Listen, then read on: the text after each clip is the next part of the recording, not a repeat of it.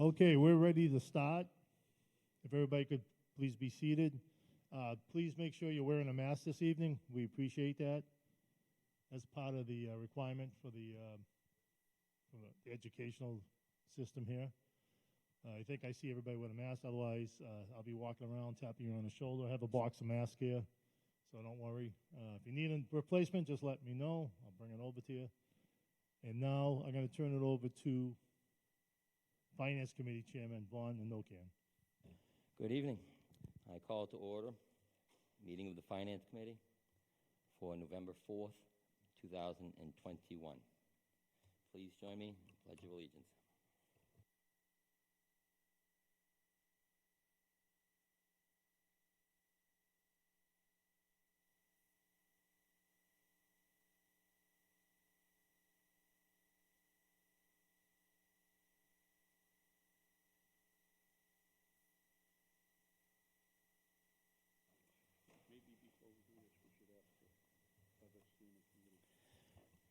Do the other standing committees want to start their meetings now? Do the other standing committees want to call to order their meetings?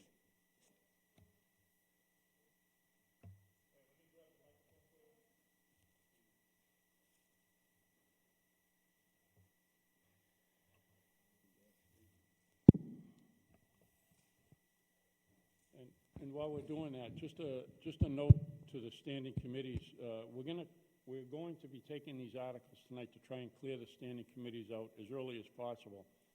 If those committees would like to stick around and do their votes on their articles, please do so, and just get them to us tonight before you leave so we can make sure they get in the book. Unfortunately, one of the groups is going to be here a little bit longer. But our intent for the Finance Committee is to try to get through this warrant tonight so that we can get into doing our own voting, because we really have to get this book off next week. So just something you should think about. Thank you.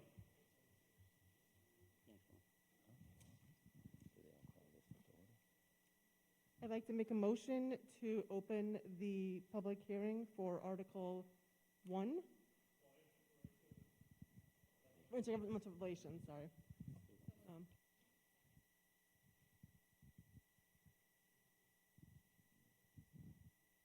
The other committees want to open their meetings? Yep, I'm coming right here to Cynthia Walsh, Municipal Operations. I don't have a quorum. You don't have a quorum? Okay, we'll come back to you. Municipal Operations can't open right now. And can you open, Carolyn? Yeah. You're down one.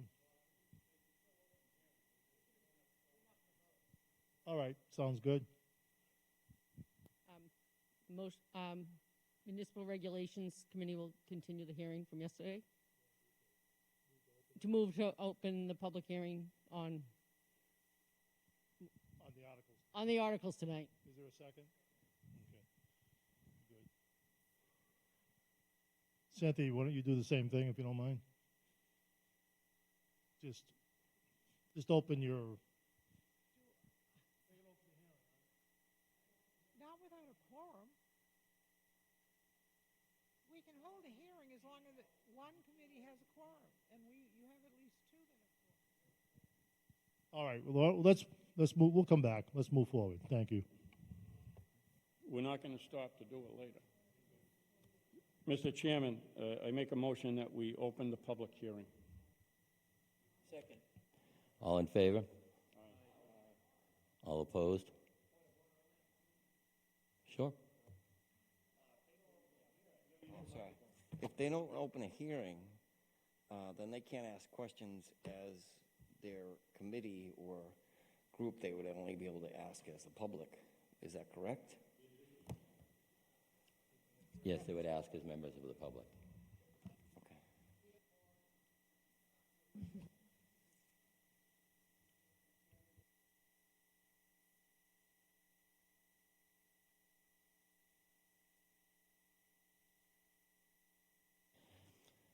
Okay, we're going to take the agenda slightly out of order. Tonight we're going to start with Article 2, the TIF. Would anyone like to present that information?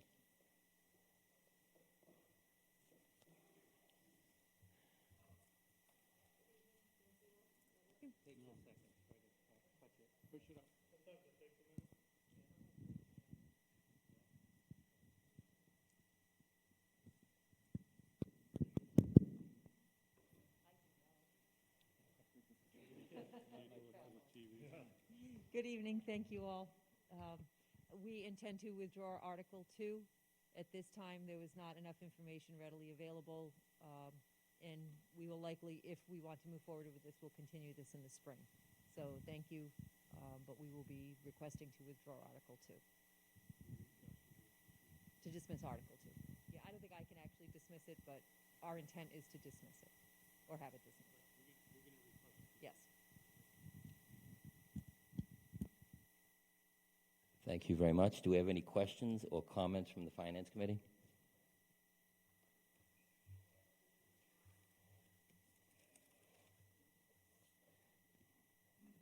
None?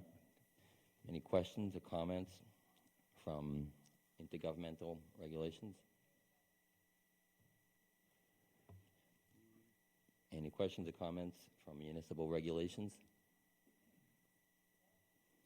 Do we have any questions or comments from the public?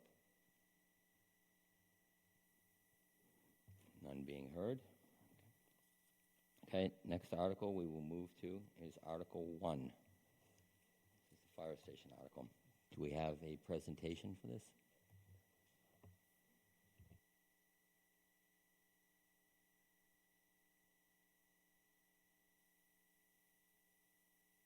Actually, excuse me for a second. At this point, municipal regulations, you can close your hearing if you'd like to do that now, and then you could move to vote if you want.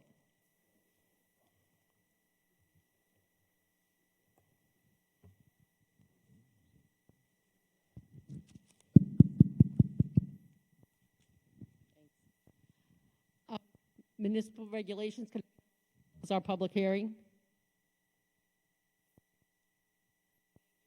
Favor? Our municipal regulations public hearings are closed. Thank you. Okay, thank you. Back to Article 1.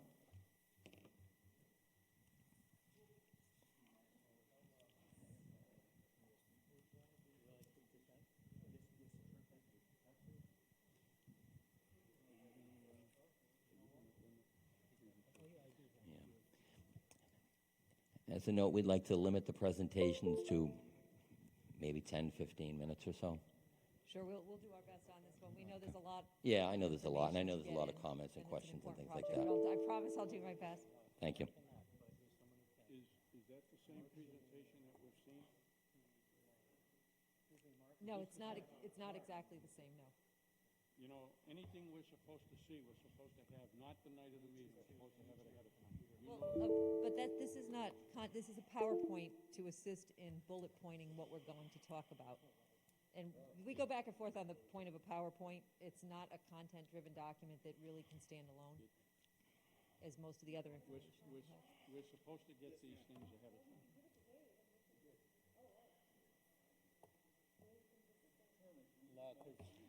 Excuse me? Yes, Chet? Can we use mics? Can you hear me? Oh, can they use mics? Yeah, they have Oh, mics. can you hear me?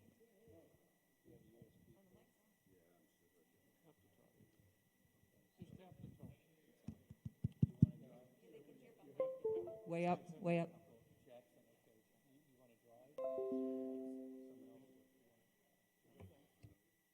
You can hear me.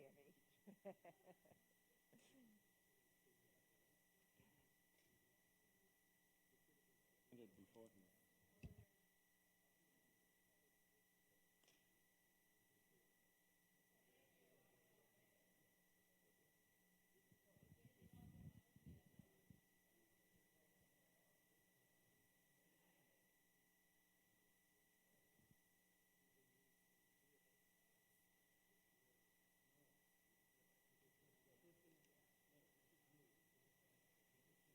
It's just a guide presentation. We can do it without it. We're happy to do it without a PowerPoint, if that's going to be a problem. It's not an official document. It's simply a presentation assist.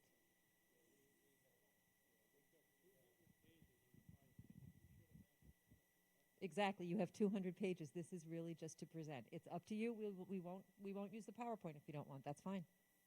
We can do it without it. Just use it as our own notes.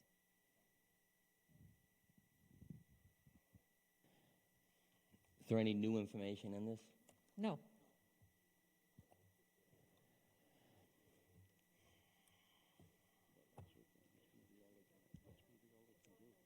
Okay, we'll allow it.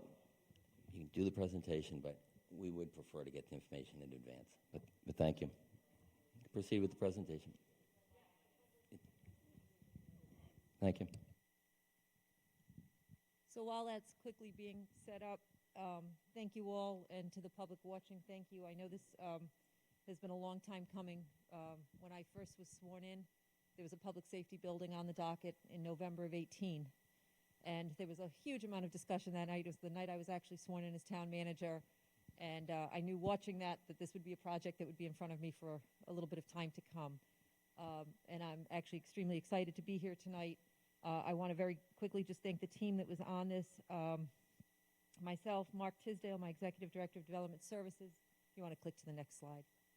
Who's running that? Craig Horsfall, the Assistant Town Engineer, Fran Brutiniti, Procurement Officer, Sue Herman, my Financial Analyst and Internal Auditor, Paul Jaffoon, the Assistant Superintendent of Public Works, Mike Carroll, the Fire Chief, and Jackson Maycomer, the Assistant Fire Chief. This has been the internal team that has taken this over. Originally, there was a Public Safety Committee that had a lot of input, particularly on programming needs. We took all of the work that came out of that on programming needs and put it into what we now knew we needed and where we could go with that.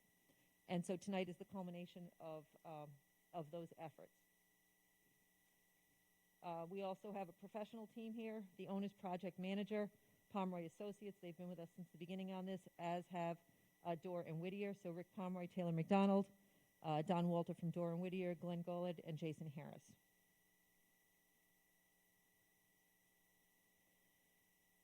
And so generally our mandate was to provide a state-of-the-art fire services infrastructure with optimal response times, modern operational facilities, and the ability to sustain at least 50 years of growth and development in Stoughton. One of the things that's been a concern for people is that we've built things that were full the day they got moved into. And that's been a problem in this town. And the town does grow. And what we had to look at was where the growth would be and what type of growth it would be. We have pretty much maximum residential build out in this town. What we will eventually have is industrial build out, heavy commercial build out. With the sewer line going in, we'll see some development that way. And so we had to take a good look at what type of growth we would have and where it would be. We took into consideration all of those already established program needs from that original committee that they had all come up with, and ensure the most affordable options while providing top service. Because really the two most important things in my job every day are public safety and finance. I mean, those are sort of what drive us every day. And so this project had to include both of those components to make it work. And I'm going to turn it over to the fire chief for fire department major needs. Thank you. And I want to thank the committees here for allowing us to present tonight and have some discussion. So the fire department, as we all know, has some major needs. It has some critical gaps. I think it's realized throughout the town. And so and I have to thank the committee who, prior to this, we really, there was a lot of work done before our committee was formed, and with that, we were able to pick the ball up and run. What are those needs? We have a fire station that's too small, not in the best location for public safety, and looking at the map of the town, we had to try to find a place that best fit that, and through numerous studies, there was an area on the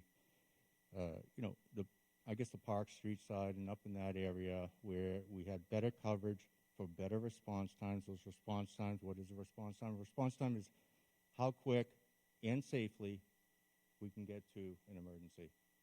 So we looked at those. Our bays at Freeman Street are too small. We have operationally, we would like to make Station 2 what it was designed for, and that was to house an ambulance as well as an engine company.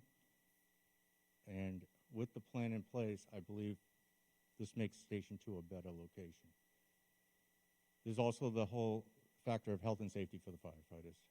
And in the health and safety of the firefighters, just as the world has changed, the fire service has changed, and what we respond to has changed.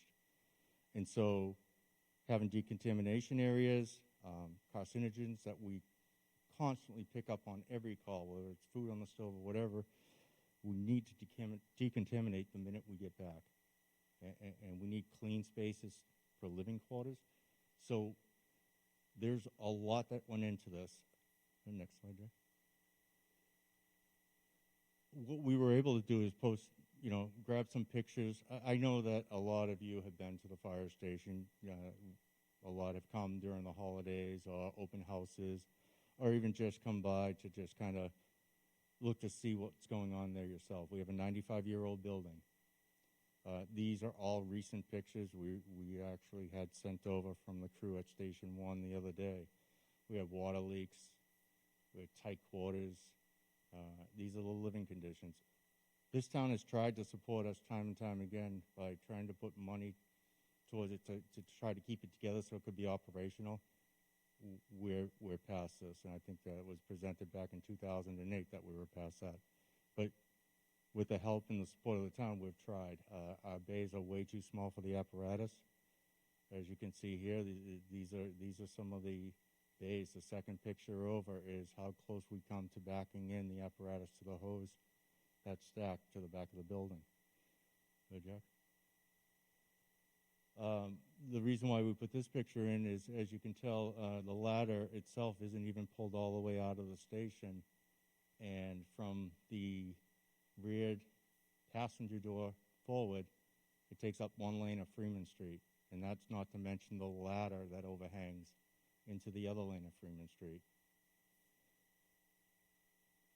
This picture, it really represents what the engine in the foremost engine was built 1 year after the Freeman Street station. That's what the station was built for. That's the size of the apparatus.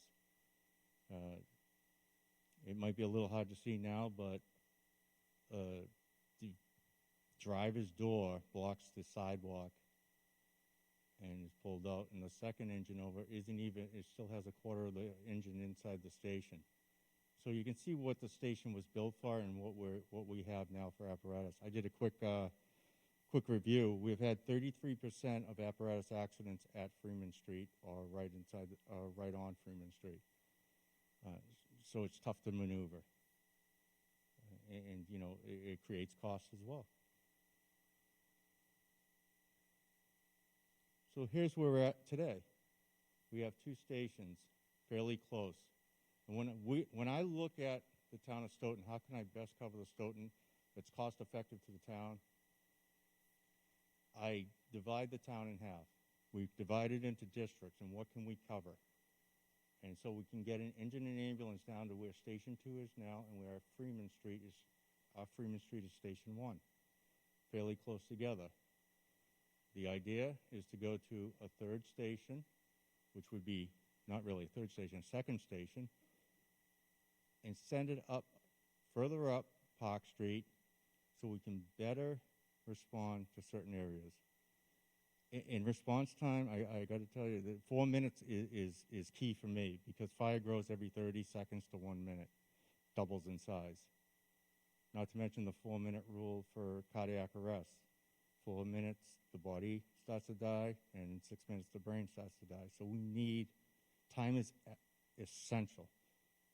And so the fire headquarters, the Freeman Street now, would become a headquarters. And what does that do for us?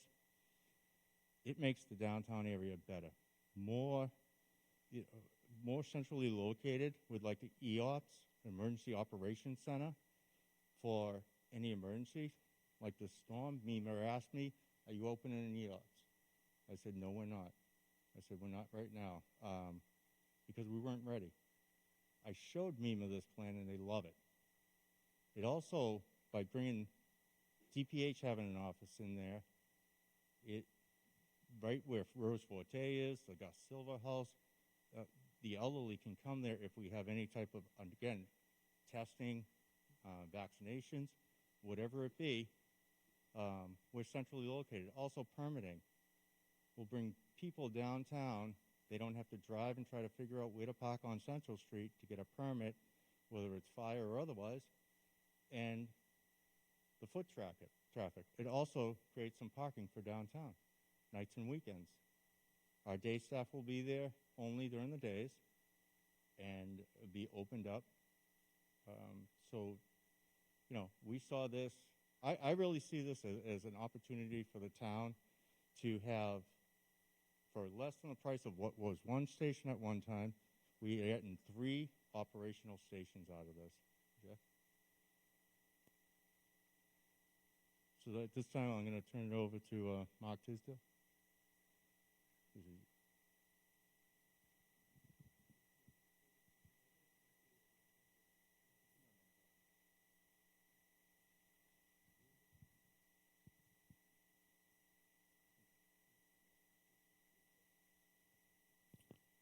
Thank you, Chief. My role tonight is to really talk about the site. That's sort of my expertise and what we do in our department. I think the Chief covered the response time pretty well.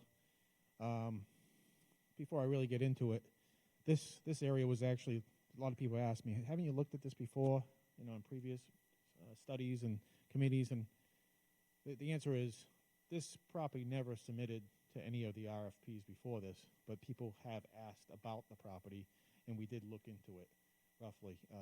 When we had the public safety building, the bigger building, 60,000 square feet with 170 parking spaces, I remember quickly looking at this and saying, no, it's not really built for that kind of operation. But with the building we have now, that's, I think, 26,000 square feet roughly, and it has about 30 parking spaces, it definitely fits very well, actually. The property is about 8.5 acres, consists of 6 properties total. The contiguous upland area where we're building is about 4.5 acres. The use is allowed by the zoning. The building inspector has actually reviewed the conceptual plan that we have. From a wetland standpoint, I get a lot of questions about the wetlands. There are wetlands on the property, just like there is on almost any property that's available these days. Doesn't mean you can't build on the property. There was actually a wetland scientist that we hired to flag the wetlands, and that actually, I went out to the site today, looked at that, and compared it to what we have for our GIS information, and it compares very well. So the plans, the conceptual plans we've laid out so far work very well with this site. It does have a 100-year flood zone. So theoretically, in a 100-year flood, water backs up into the property. These studies were done way back in the day. The building will not be located in the flood zone. The grades of the site will remain the same. Flood zones work in a way where if you put fill in a flood zone, you have to take it out somewhere else on the property. It's like putting an ice cube in a cup. It raises the water out, but if you take another ice cube out, it brings it down. So you can build in a flood zone. For people that say you can't, you can. An intermittent stream is on the property. It's not perennial. If it was a perennial stream, you really can't do anything within 200 feet of it. Intermittent streams are less, they don't flow all year round. You can build within an intermittent stream. Actually, the governing factor on this property is the wetlands, and there's a 100-foot buffer zone from the wetlands. You can also build in the 100-foot buffer zone, but it requires a permit through the Conservation Commission. Many projects get permits through the Conservation Commission for work just like that. Stormwater management, the whole project will comply with the DP stormwater management. And because I really enjoy my job in this town, and when we review the stormwater basins, we're going to make sure they're sized very well, and we'll never have them overtopping. These basins, the way stormwater is designed these days, it's typically improved. I know it's hard to believe, but it actually improves downstream flooding. You're required to control the amount of stormwater runoff coming off your property. You're actually required to keep it at the same rate or less. 99% of the time, these basins reduce the rate of runoff by about 25% from where it is now. So every new development, if it's designed right, looked at correctly, it reduces downstream flooding. We have a Phase 1 21E assessment that we've been completing. We've hired an environmental company to do that. They're in the process of completing that. Today, they actually went out there and did 9 test pits on the property. They dug down about 7 or 8 feet down. They're evaluating the soil. They literally took little baggies out, and they're sending it to a lab, which is pretty standard protocol. There's an underground storage tank on the property. That's pretty common on older properties. It's where they used to provide fuel for the building to heat up. We evaluated it. It happens to be the oil tank's one of the highest points on the property, and it's nowhere near the groundwater table. When you have these tanks and they're near the groundwater table and they leak, it could be a problem because you're near the groundwater table. This is a tank that's high. Actually, it's right at the surface. You can see the whole tank almost. There was no signs of penetrations. There was actually fuel still in the tank. There was a foot or so of fuel in the tank, which is a good sign. If there was no fuel in the tank, that might be a bad sign, right? We actually dug a test pit right near the underground tank, and that soil is being sent out to the lab to be tested just in case. The permits required for this they'll be required to go through the Conservation Commission and the Planning Board for permits. Pretty typical for a project like this. The DEP also reviews a project that's submitted to the Conservation Commission. The Environmental Affairs Officer has been involved with this and reviewed the plans from an environmental standpoint. He was out at the site today also. The building inspector, like I mentioned, did a full zoning review on the plan. There also will be sewer connections and water connections required for the property. From a traffic standpoint, the site will accommodate fire trucks, obviously. The exit turn out of the site is already properly laid out to accommodate a fire truck. And the classic Prospect and Park Street turn is fine. It accommodates a fire truck, verified from the fire chief. He actually did a trial run on it, right? So that's essentially what I got in a nutshell from the site at this point. And I'd be happy to answer any questions when it's appropriate.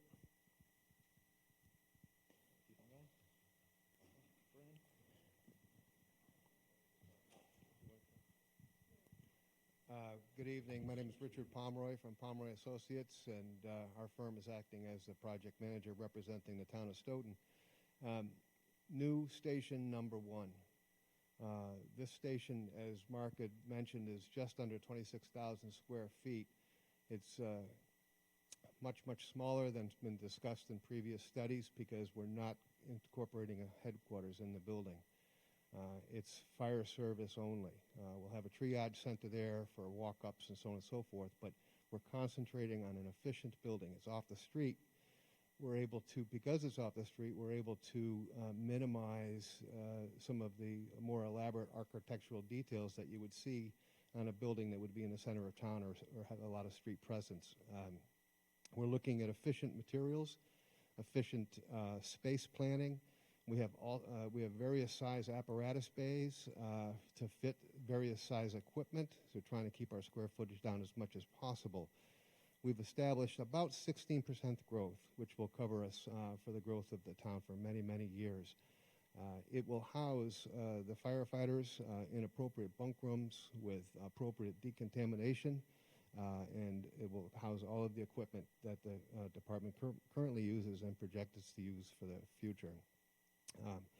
Glenn can talk a little bit about the elevation and the details. I think, Fran, I don't know if you want to talk about the site. I saw your initials on it. Okay, all right. The important aspect of this is that and Robin's going to elaborate on the adaptive reuse of Freeman Street.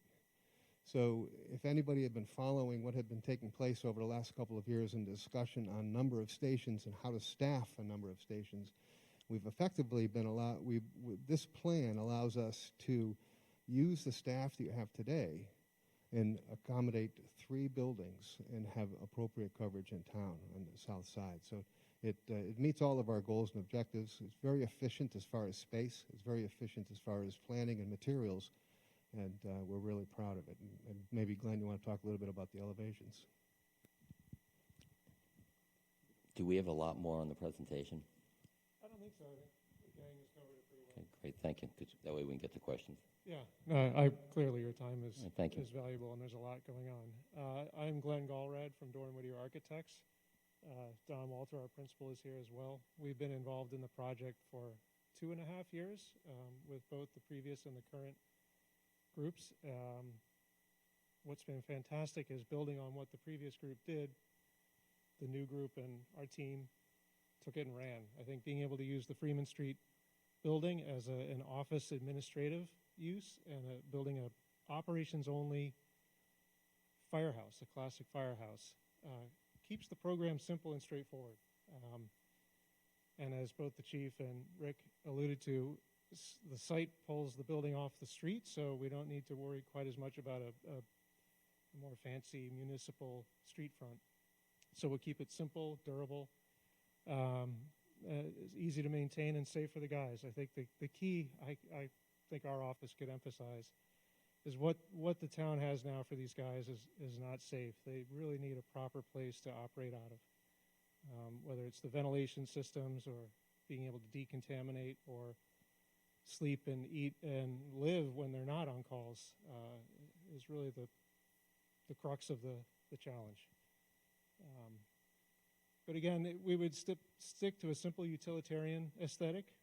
I don't know if there are really any questions or anything else to say, but we want to make it simple and easy to maintain. Is that everything?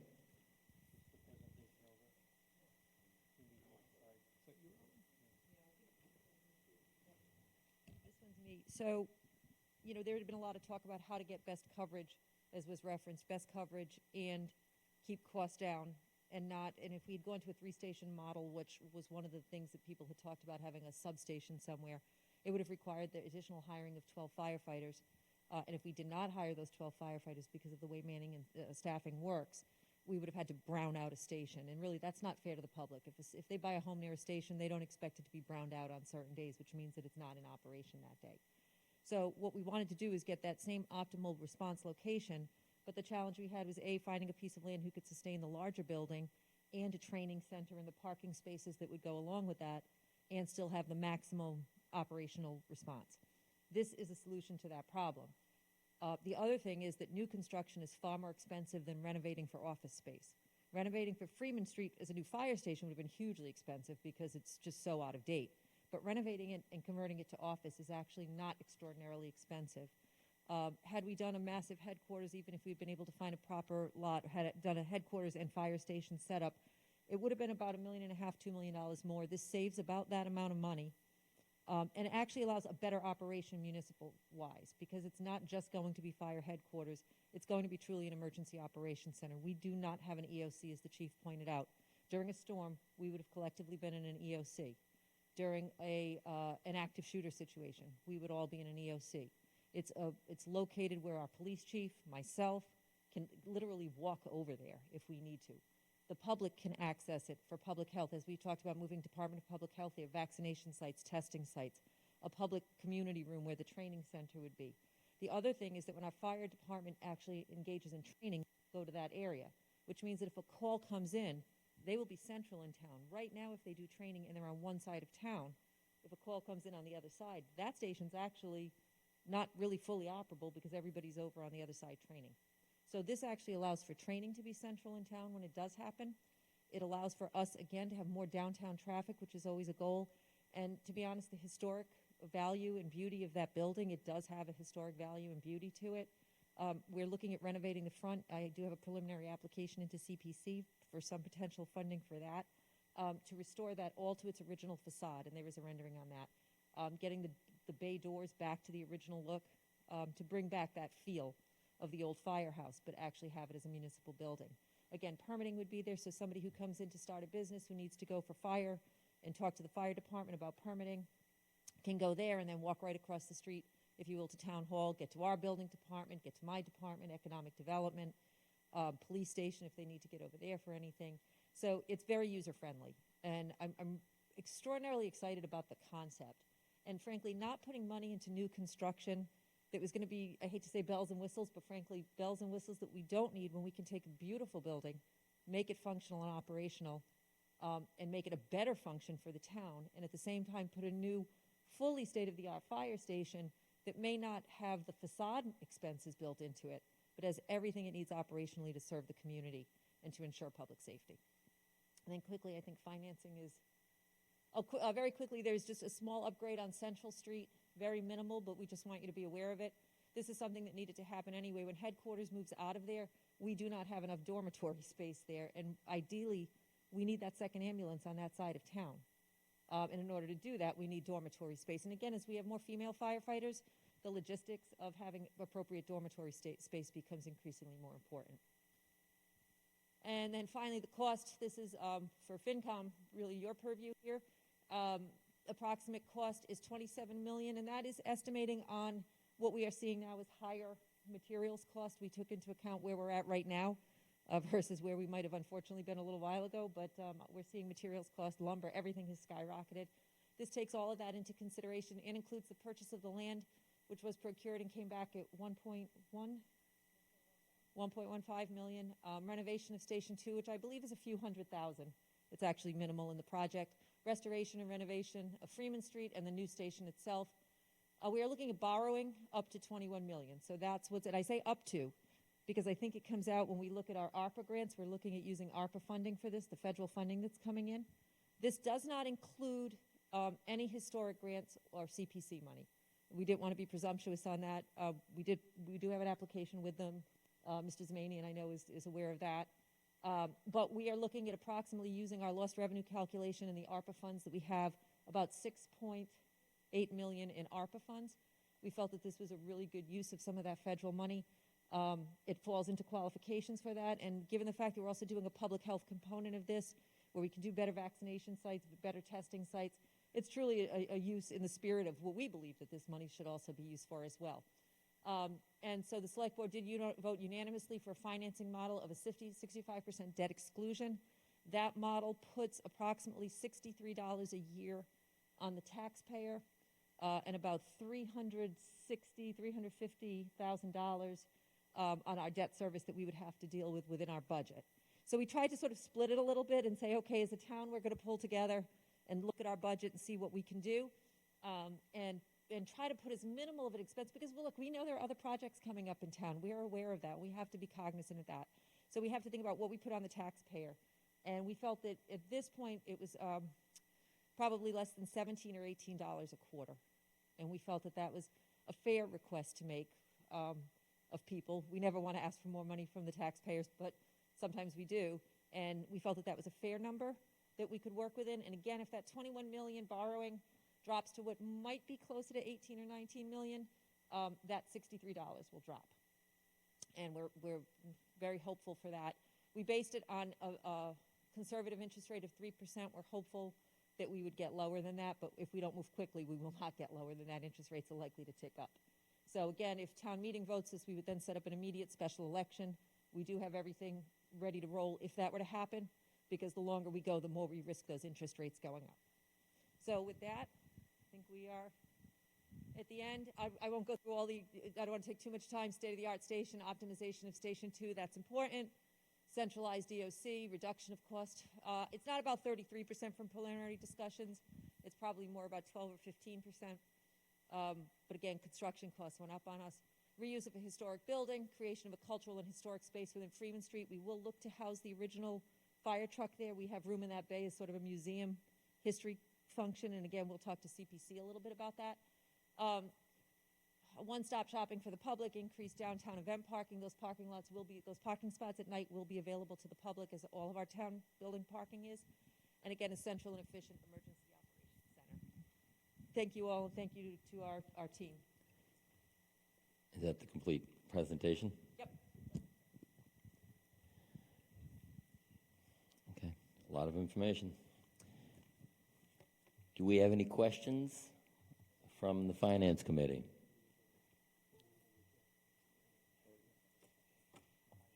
Let's start with Jess. Okay. Make sure you Hi. turn on your mic. Yes, thanks.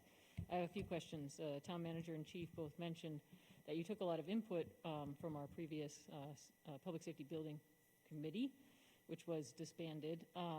And I am wondering whether or not you've held sessions with the public for input on this, because one of the major recommendations that happened over and over again was to get some public input. And so I'm just curious what came of that.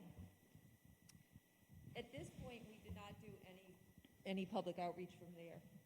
We felt that we had to move forward with the project. We had gotten a sense throughout the whole process that there was a clear support for a fire station when we had the debates on public safety building versus fire station. It had become abundantly clear even from the public, and look, I still am committed to the fact that our police station is going to need renovation down the road. There is no question. And the work that that original group did on that will not be abandoned either, because programmatic needs are programmatic needs.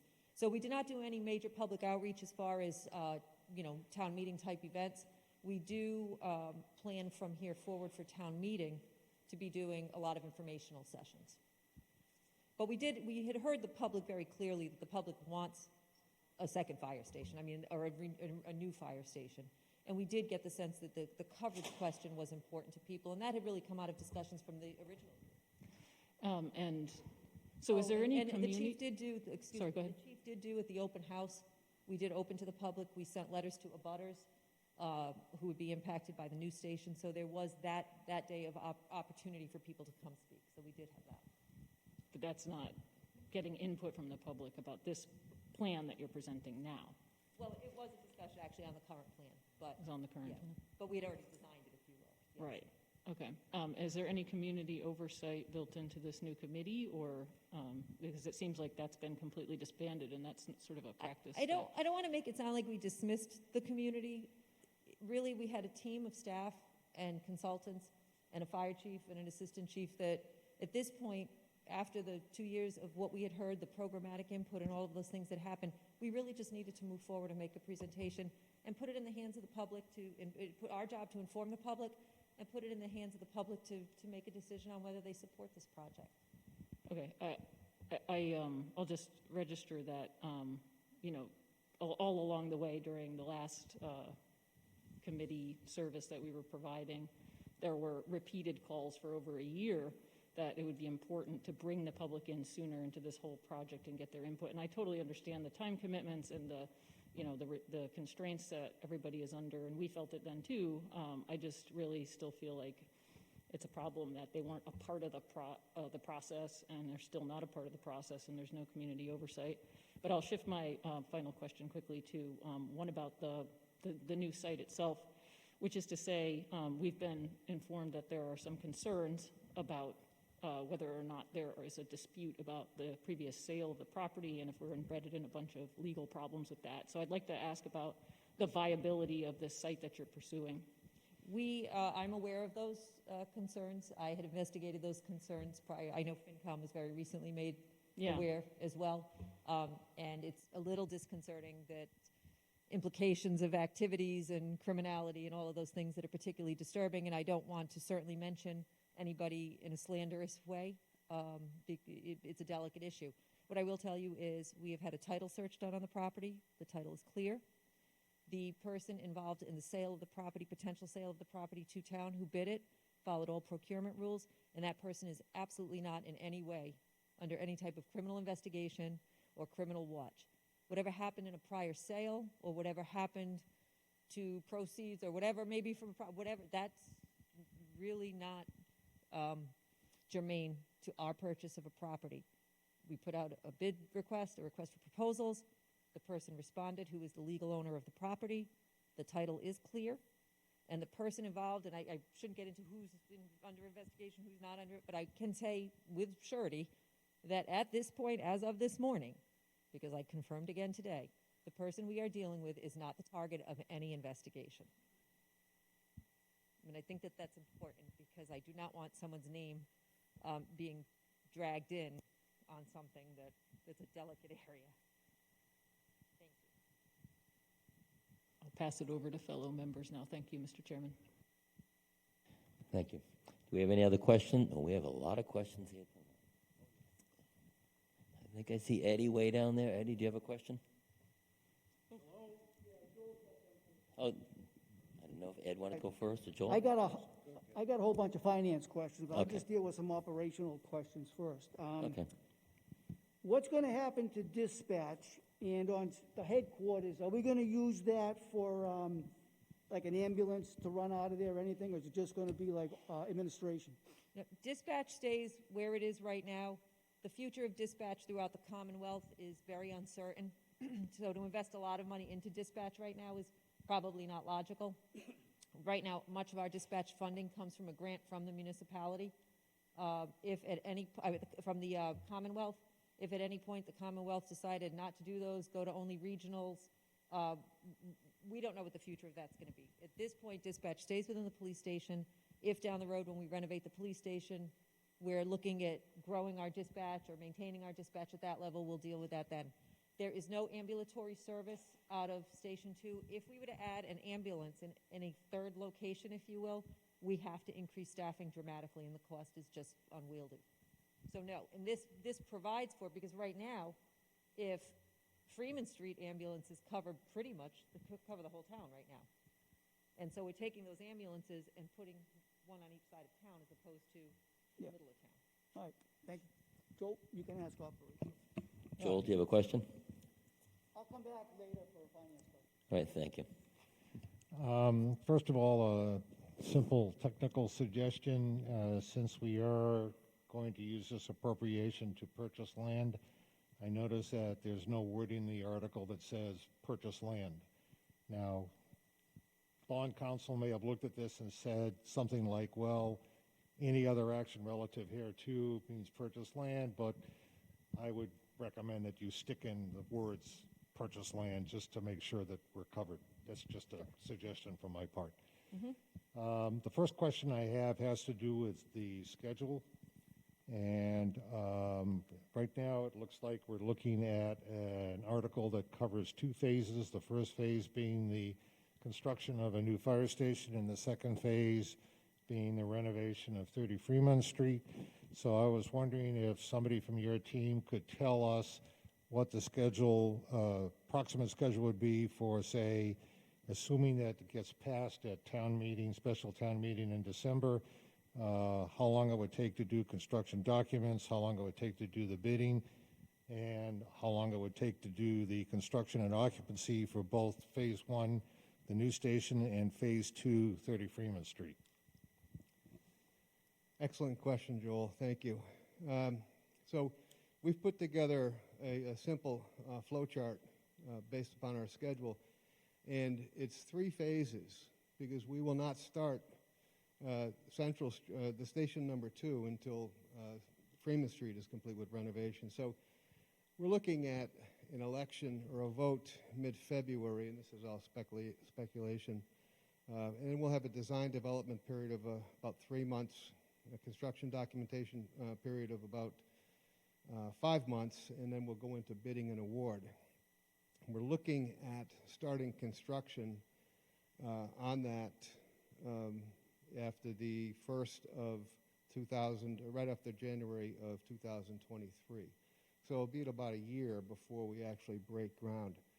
We're looking at about 16 months. We erred on the high side at this point for construction, so we'd like to see Station 1 open June 1 of 2024. Right before we open in 2024, we will have already completed the documents for Freeman Street, the renovation documents. Our goal is to put that out to bid in April of 2024 and have award ready at the time that we're moving into Station number 1. And so we'll give the contractor a mobilization period and he can jump right into the building. So as soon as we move out, we want to have the contractor in place to start Freeman Street. We figured on an estimate of about 10 months for the renovation of Freeman Street. And we'll do we'll do Station number 2 in the same way. In other words, towards the end of the Freeman Street construction, we'll be bidding the the Station number 2 renovations. So as soon as Freeman Street is completed,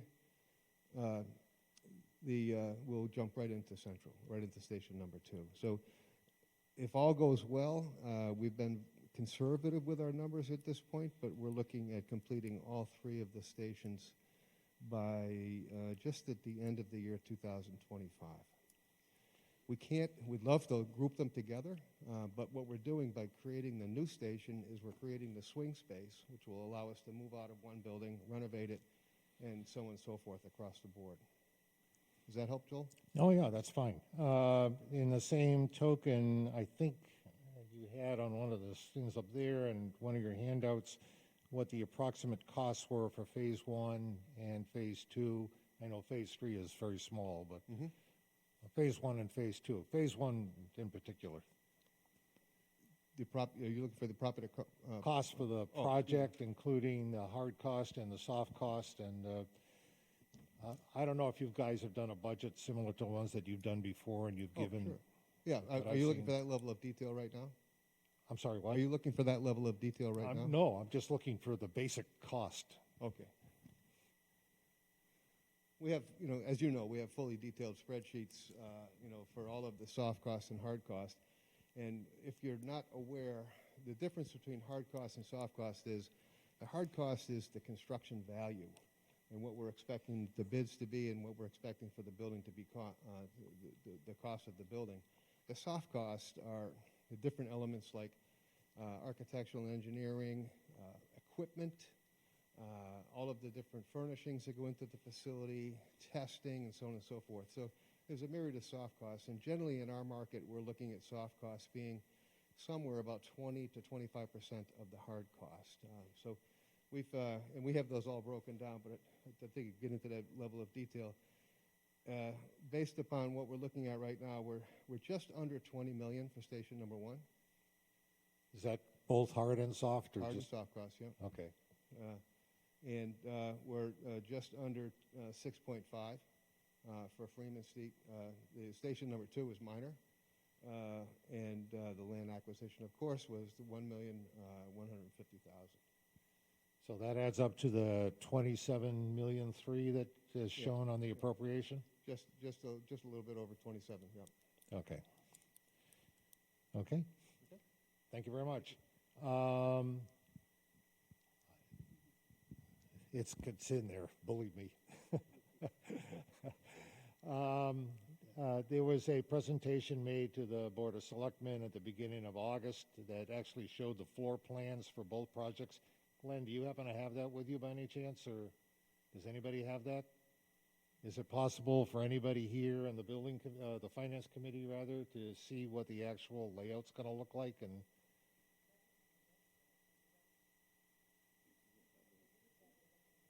has that been sent out? Because That I was didn't up on the see. town website, I believe. It is on the town website, I think, yes. You can pull it up. All right, well, in lieu of doing that, I would have liked to have been able to have the fire department walk through what the building was going to look like. So my next question is for the fire chief, and that is, currently it looks like you're looking at, for the new fire station, a 2-story structure. And I was just curious, as from an operational point of view, forget about whether it sits on the site or not, do you prefer a 1-story structure, or does it make no difference to you operationally? When we have our when we were looking at the design of it, the first goal was to shrink the square footage, and in doing so, because what I told them is what we really need here is a fire station. We do not need an admin. We do not need a training room so much. So I feel as if this is a 2-story where it allows for a decon area, first of all, an entrance. There's what they call a watch room, but it's usually used for the officers and the EMS staff to do their reports. So downstairs, I feel is this, a simple open space, but it allows for the decon, it allows for some machinery areas, electrical rooms, and then upstairs is really the living space. And if on the conceptual plan, if you look at it, it was like 2 stories, and then the bays were just bays. I mean, they were just high bays, so that, the mechanic's bay down the end is actually a little bit bigger, so he can actually open the cabs. Right now, he has to pull the apparatus out to even work on it. So you'll see that's a little bit bigger. And so I feel operationally, this is exactly, when presented with this, I said, we need a functional station that's modern and that can fit NFPA standards. And that's what I was really concerned about. It wasn't about, getting more in there than what is needed and it was important for me, honestly, because I've been in Freeman Street for 27 years now. it was about functionality of a fire station, especially when the idea of having the admin at headquarters at Freeman Street and doing that over, like there we go, there's our extra space. The idea of having three, really getting three buildings to me for the price of one, two fully operational emergency response that I see as a critical gap here. So yes. Well, that you sort of answered the question, but you've gone a little bit Okay, beyond what so I'm really yes, asking is- operationally, absolutely, this is fine. Yes, this It's works. fine, that's what I wanted Oh, to know. no, I'm sorry, Okay. I thought you went a little bit. Well, no, I've seen, the newer fire stations that I personally have seen have all been one story, where everything is on the same floor. And Yeah, the the- fire chiefs that I've talked to there said that that was their preference. I was just curious as to what yours Oh, was. no, I think that actually, to me, this is better. And so if you look around, there's some fire stations that now are going to two, because what they didn't want you to do is living above the fire apparatus. But they've created areas where now I believe that there's positive pressure between the ceiling of the bays and the floors of the living quarters. So, and looking at this, you're just over the office space, kind of like Station 2 is now, and it's operational. So I like this concept, yeah. Okay, all right, thank you very much. And my final question, Mr. Chairman, has to do with the 30 Freeman Street building. And I think the solution that has come up with is a very fine solution, and it's well thought out. But my real question is that in terms of the town and what we are looking for, say, from the redevelopment authority, for example, is this the highest and best use of that building? I can address that. We, for a while, about a year and a half ago, Pam McCarthy did a lot of highest and best use type things of what's out there, what's needed downtown. We did surveys when we bought the building that's now our recreation building. And what we were finding is the types of uses that would come in downtown were not going to command the kind of price for that building to warrant selling it. And frankly, I'm not sure, given the historic nature of that building, that we wanted to sell it and take the risk of having it raised. Losing that building downtown, losing that feel downtown would have been problematic. We did I think the RFP went out for the train depot, and it went out for the Randolph Savings Bank, and the fire station was discussed a lot in that. And we were not finding a huge amount of interest in people saying, yeah, I want one of these properties and I want to do something really exciting and creative with it. Look, I think it's cool, if you go down into Providence, Ladder 133 is an old firehouse. It's now a restaurant, tavern. It's kind of neat. But the value that we would have gotten for that, the value we'd get for the sale of that piece of property because of the cost of somebody's demolition that they would have to do, doesn't come close to what we're saving in new construction cost by doing this.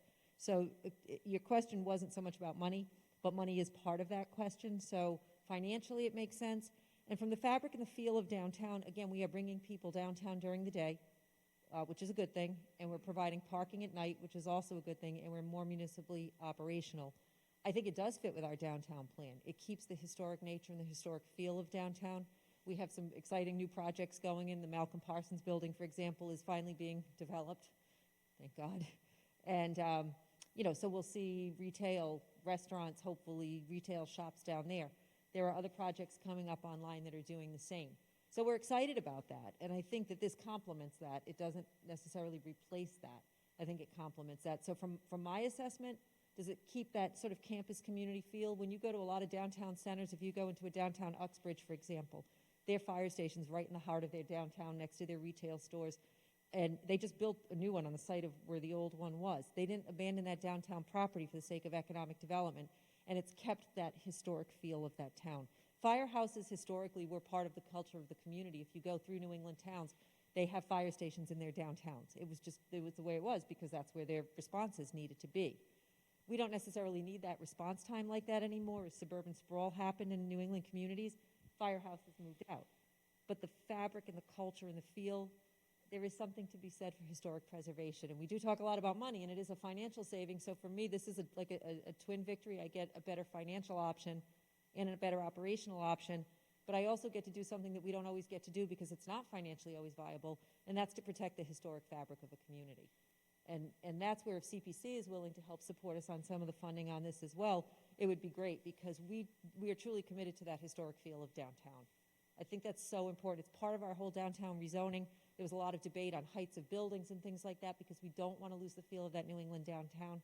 And from my opinion, and just from my own experience, and I know on our team we've talked about this, that firehouse is part of that. Thank you. Do you have any questions? That's it for me, thank you. Thank you, Joel. Do we have any other questions? I'm sure we do. Diane? Thank you for the presentation. And I had about 4 or 5 questions, but a lot of them have been answered now. The only one that hasn't been is, and I'm a little concerned about how those trucks are going to come out of that driveway. But my first thing to say is, will there be traffic lights there and also at that Park Street, Prospect Street intersection? So, as far as the apparatus responding out of that driveway, I went up there, actually did quite a few walkthroughs. I went with Mark Tisdale Engineering. The driveway was a lot wider than we had even imagined to begin with. That location, as you would know, you can drop out onto Prospect and head up towards North Stoughton, or you can get right on 27, go left or right. It either takes you, towards Brockton or down back towards the center, and not far. So I'm very comfortable. We took apparatus up there. We went out of there, not necessarily we were responding, just a drive, made the right, down towards Park Street, down Park Street towards the center. We had to have at least 10 feet from the curb making that turn, so never had a problem. We've run that way before. We've been at Target and had to get down towards 909 Sumner, and we've gone down Prospect. As far as lights, I don't think that's been discussed, but I would imagine that, I know in talking to a lot of the abutters, they would love that, because people come from Park Street and just shoot straight down to Prospect, and they don't slow down. And at my open house, I invited every abutter to come and talk to me about the project, and initially they were a little concerned as far as having a fire station back there, but after discussing to them, we like to be part of neighborhoods, and that I assured them that the turns, they were more concerned about the traffic that was flying down as of right now than they were about the fire department. So we had some great discussions, and they were very, very happy when they had left. But I don't know whether we've even discussed what type of lights, whether it will be operational from us at the fire station, from that location. Well, I'm kind of concerned about it going out onto Park Street. I mean, Yeah, and I can tell you, we do it right now. We do it right now. I mean, as much as we've run, and in the last 2 days, Wednesday and Thursday, we did over 110 runs and running around this town. We're cautious. That's number one. Whether we're driving, responding, we're very, very cautious. And I'll tell you, that goes back to what I originally said. Most of our accidents are at Freeman Street or pulling into the center that dumps 10 roads into it. That's more concerning to me. Mm-hmm. Operation of the lights, if we can get an Opticon, which the Opticon allows us to control the lights, it would be a benefit. I just can tell you honestly, I don't think it's been discussed, but I would imagine that's a state road, I believe, so we would have to go through the proper channels there to have that have the lights put in. Okay, and along with that, the second part of my question is, I think you partly answered it when you come out of Prospect Street and take a right heading towards town. Would you go that way if you had to go to something on the other side of town, on the west side of town, say? Or would you go up Prospect Street? Just trying to figure out how a big engine, because now you're going to have to go through all of town. I can tell you we do it right now. And as a matter of fact, that question was asked, and I was a little perplexed, and I'm like, I had to remember, that would be a running route from us. We have responded. So I'm sure anybody that lives in town, you hear the sirens just running back and forth, especially recently, and that would be my running route. Because I take into mind, okay, what time of day is it? Who's out? You know, are we going by a school, or is there a better running route? See, response times to me aren't just, you don't just draw a circle on a map and say, hey, okay, this is 6 minutes away, this is 4 minutes away. How can we get there properly and safely, right? Main roads, okay? I don't want to go by a school. I don't want to cut through Halloran Park. I don't want to cut, you know, anywhere where church is getting out or anything like that. That's a concern. So I would definitely, if we had a call to Sumner Street or we go down to the center, come out of Prospect Street parking lot, take a left onto Prospect, and take a right. I know there was some concern whether we could make that right. We've never had a problem. As a matter of fact, I filmed it the other day. I drove it. I filmed it with the engine. I filmed it with the ladder, which is our biggest piece of apparatus. And there is 10 feet from our wheelbase to the sidewalk at our new store on the block. So, yeah, that would be absolutely a running route. Any type of main road, if we can catch a main road on a call, that's our running route. It's safer, it's better, and although there might be a little bit of traffic, it's 100 times better than trying to get through the center at 5 o'clock and having people scared while we're hitting the horns, trying to pull over somewhere, find somewhere to go. To answer your question, yes. Thank you. And Robin will tell you that I'm really upset with all the traffic and the way people race through town. We all are. Unfortunately, we have to deal with the end result of that. Do we have any other questions from the Finance Committee? I think Eric has a question. Thank you, Mr. Chairman, and thank all of you for the presentation. Welcome over. Thank you.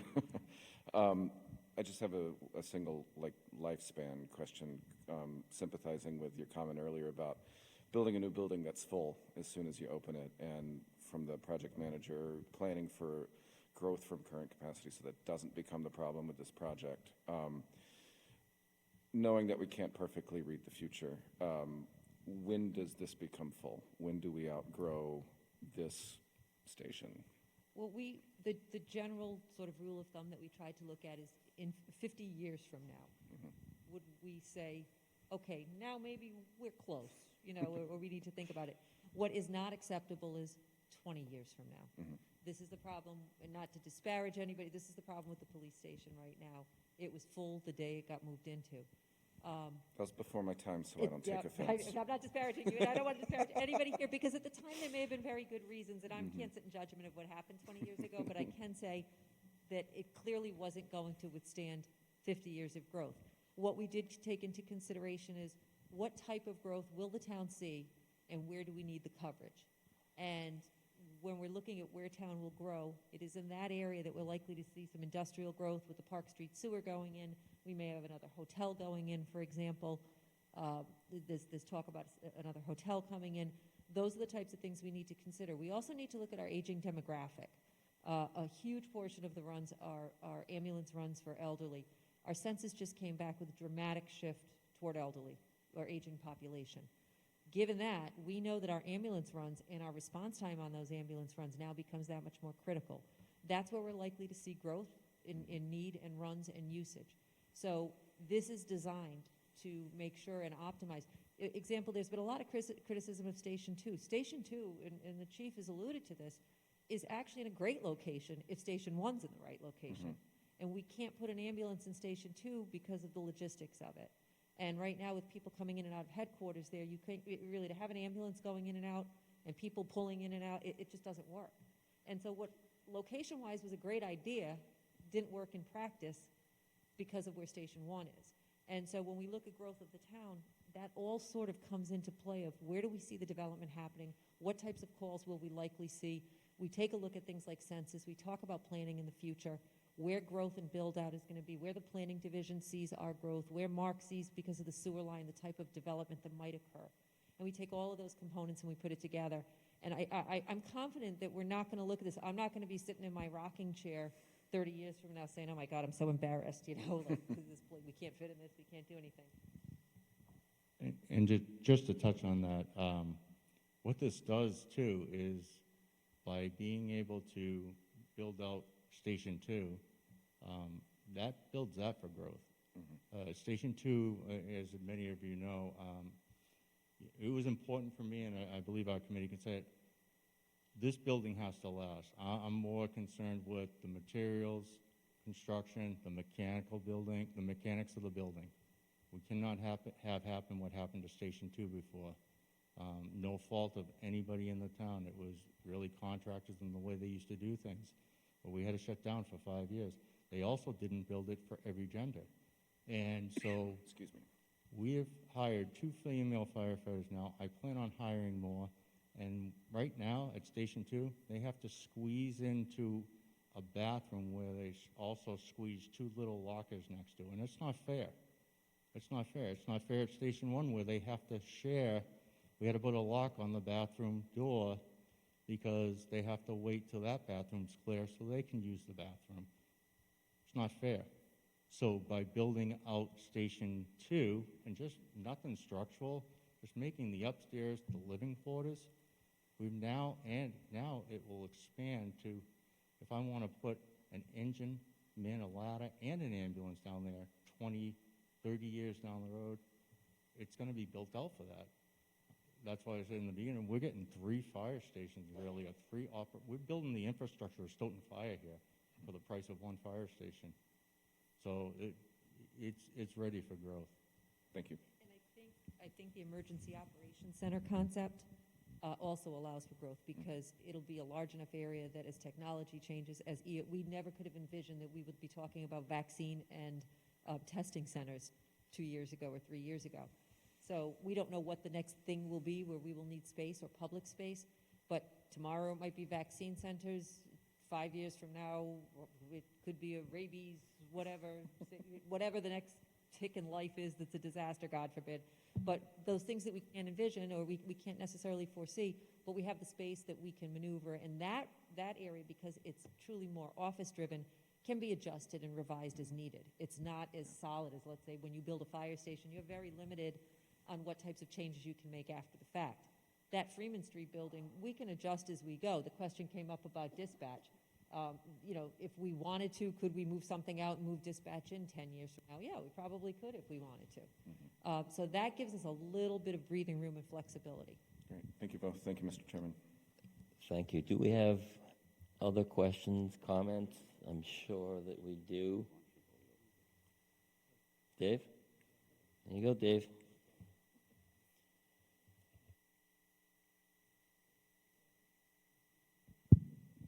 Thank you, Mr. Chairman. Appreciate it. Thank you for the presentation. It was very well done. And I have a few questions. And one of them is, I just want to get out of the way. You handed out the warrant that we're going to consider for special.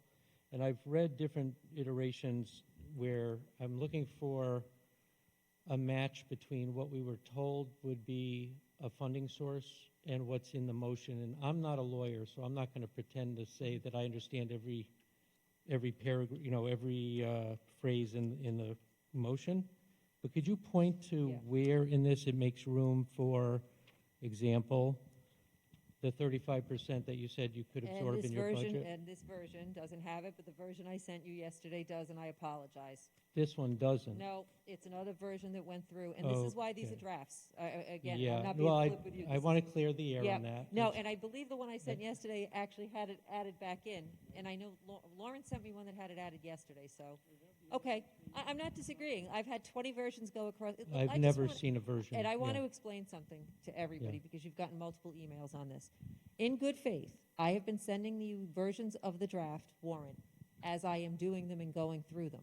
The danger of that means that you're getting 15 different versions, and I'm not giving you the final one because there have been complaints that you all hadn't seen a substantive draft warrant in the past early enough. The risk of doing that is sometimes I give you things that aren't complete and aren't finished, and we're still reviewing. And Mark knows I sent it to him today and said, please review. I actually, and I'm not. Okay. I just want you to know that again. There's a reason it says draft. I understand. Yeah, I'm just trying to say I waited to the last possible moment to ask the question. I know, and you're right. I'm frustrated. And we're running into a point where we have to have everything for the warrant within a few Yes. days. Yep. It's not like we have No, it weeks will be left. right for the book. So I waited until now at the moment of truth. And I okay? apologize, I have one on my desk that Yeah. has 6535 in it. Yeah, the other piece that's not in here is the avenue of putting cash in. How come I can't put a cash down payment on the project from any source like free cash, stabilization? It doesn't show anywhere in the motion that cash could actually be available for the project at all. I don't see it. To It- be honest, I don't think we had even considered cash as part No of. cash, it's 100% finance. Well, grant. 100% financed by, Well, grants as well. I mean, there's language in there. there's language in here for grants? Yeah, all other sources. I didn't, well, okay.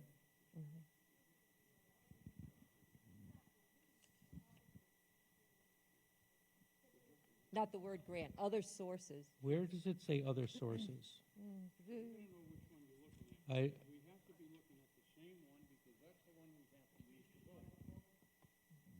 well, I just want to see. Yes, I said what we need is we all have to have the same warrant, and we got two today. We have a meeting tonight. We had warrants before this. We can't be looking at 6 different warrants and know what we're voting on. So you got to pick one and say, this is the one we're working you on. didn't. And Getting two in forwarding the them. same day is just not realistic, and it's not fair to anybody that needs to look at this and vote on it. Okay, just to say finally. Okay, on- let's, Well, let's, I just want to say finally on that point, I have yet to see anything of, in a draft that points to other sources. Never saw it. So in carving out the ability to use other financing sources like the budget, please take into account that there's no way to get money outside of borrowing as well, from what I've seen. I'll go through the last version that she drafted for Oh, me with yeah. the finance upgraded. I'm going to interrupt here. We have Bill Rowe chiming in on Dave's computer. Bill Rowe, Town Accountant.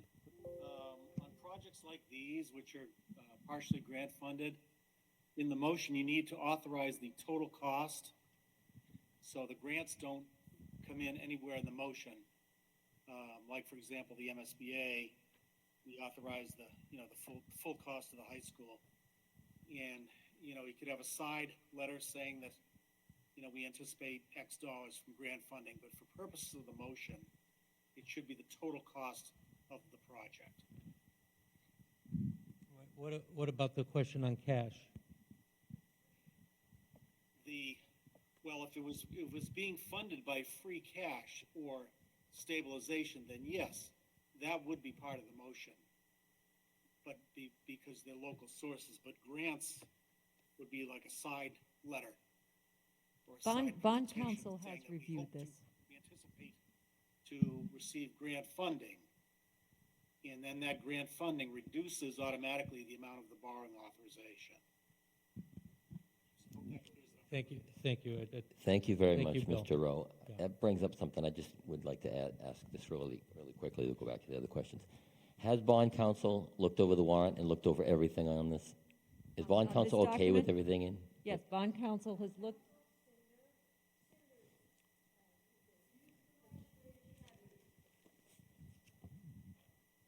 I believe there's been 3 parties that have reviewed it. Cinder McInerney from Hilltop has reviewed it.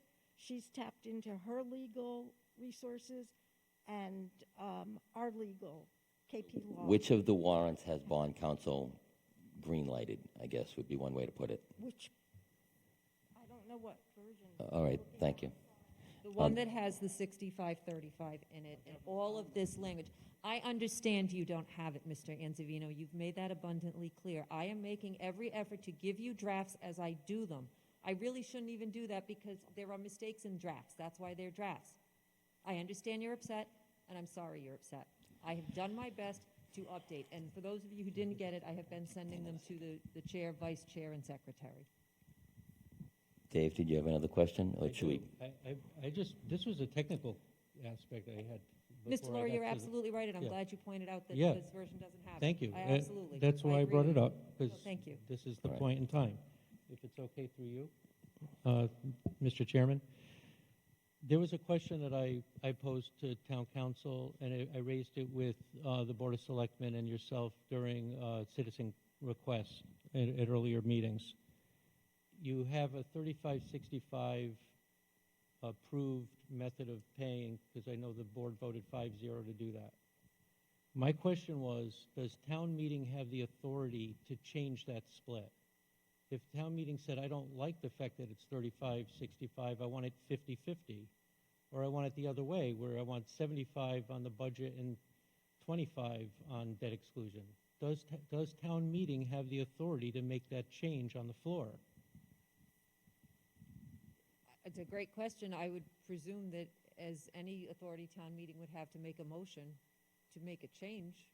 They likely could. I can certainly talk to our legal counsel about that if there was a motion to change it. But then again, it would still have to pass with a 2/3 majority. So there'd always be a risk to making that change because the motion to change it would have to get voted. I'm only asking But technically. I would imagine you can make a motion on town meeting floor, I think, to change. The just about idea is anything. to get a town council But I'll opinion get your opinion on before that. town meeting, Yeah. so we don't end up with a giant fiasco on the Yeah. floor of town meeting on Yeah. that topic. No, 'Cause I will don't think absolutely get you an opinion on that. it's not germane to what you're trying to do, and I'd rather get that out of the way. Absolutely. All right. Let me interrupt here for a second. The question was sent to town council. Yes. Thank you. No, I'm, For the record. yes, I'm stating as a fact, the question has been sent to town council. Yeah, That- just so you know. That's a Just statement For the from- record, just so you know. I just let you, thank you. All right. Yeah, so I did some research, and I've listened Now, to I some. want to clarify that. I have not sent that question yet to town council. No, I we- will. No, I'm not, Oh, that's, okay. that's why I was didn't clarifying it. get I wasn't, do it. We I wasn't, did. I wasn't asking if you, Now, I just was wait for stating. someone to say to I was- produce the email. Sorry about that. I was trying, that's why I said it's a statement, like, Yeah. I'm saying that. Okay, the yes, I question's will been sent. send it, yes, and we will. Yeah, find out. Yeah. it was I wasn't important. asking if you did. We already Yeah. did, so, thank you. They've done it, okay. I didn't realize you have. One of the concerns I have through is that I've been listening to all the meetings about how much can the town afford in terms of an override. Now, I use the word override because it's a 30-year bond that you guys are asking. Most people who own property in this town that have to pay for the override are not going to see the end of that 30 years.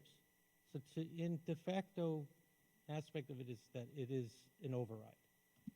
So when I hear the comments of we could wiggle by, I got enough wiggle room to do the 35%.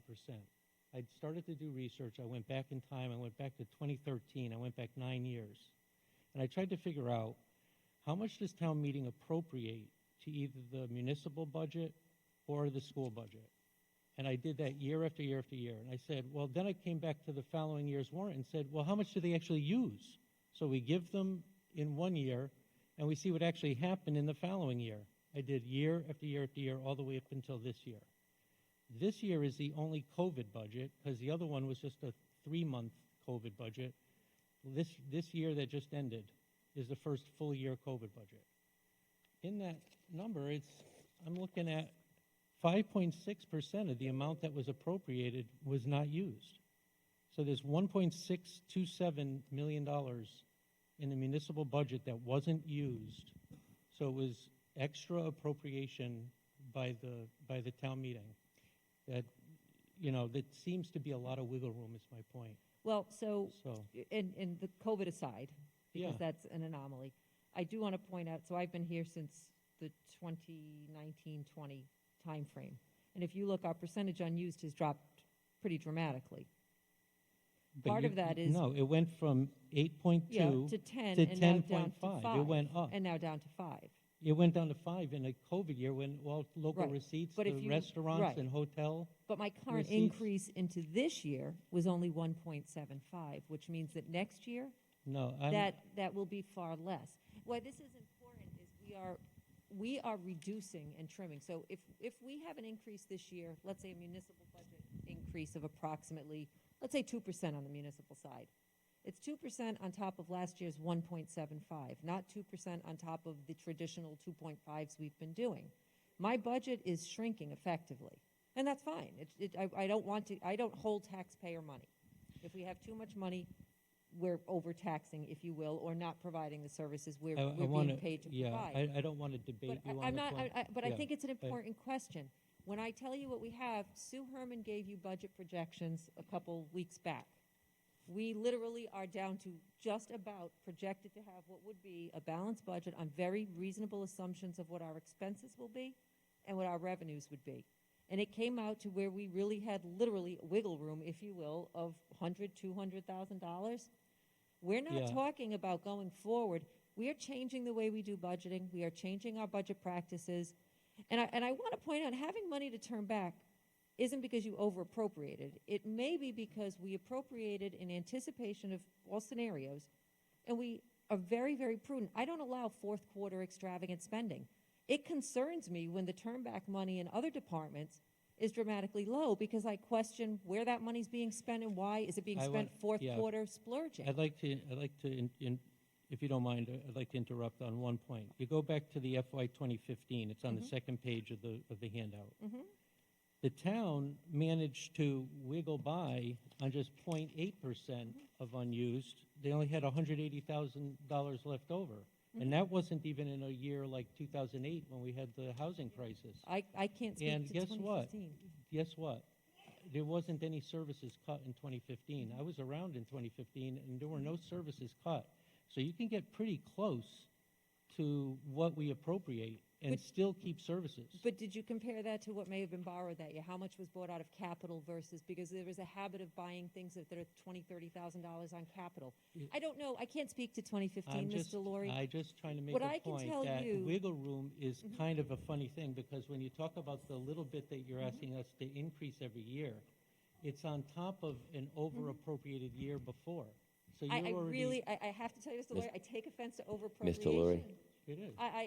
With the criticism and questioning I get on every line item in my budget, very fair questions, because I should, and the lack of questions on another $50 million, and I don't want to go down that road, it's really difficult for me to sit here and say that I'm overtaxing or underserving, because that's the implication.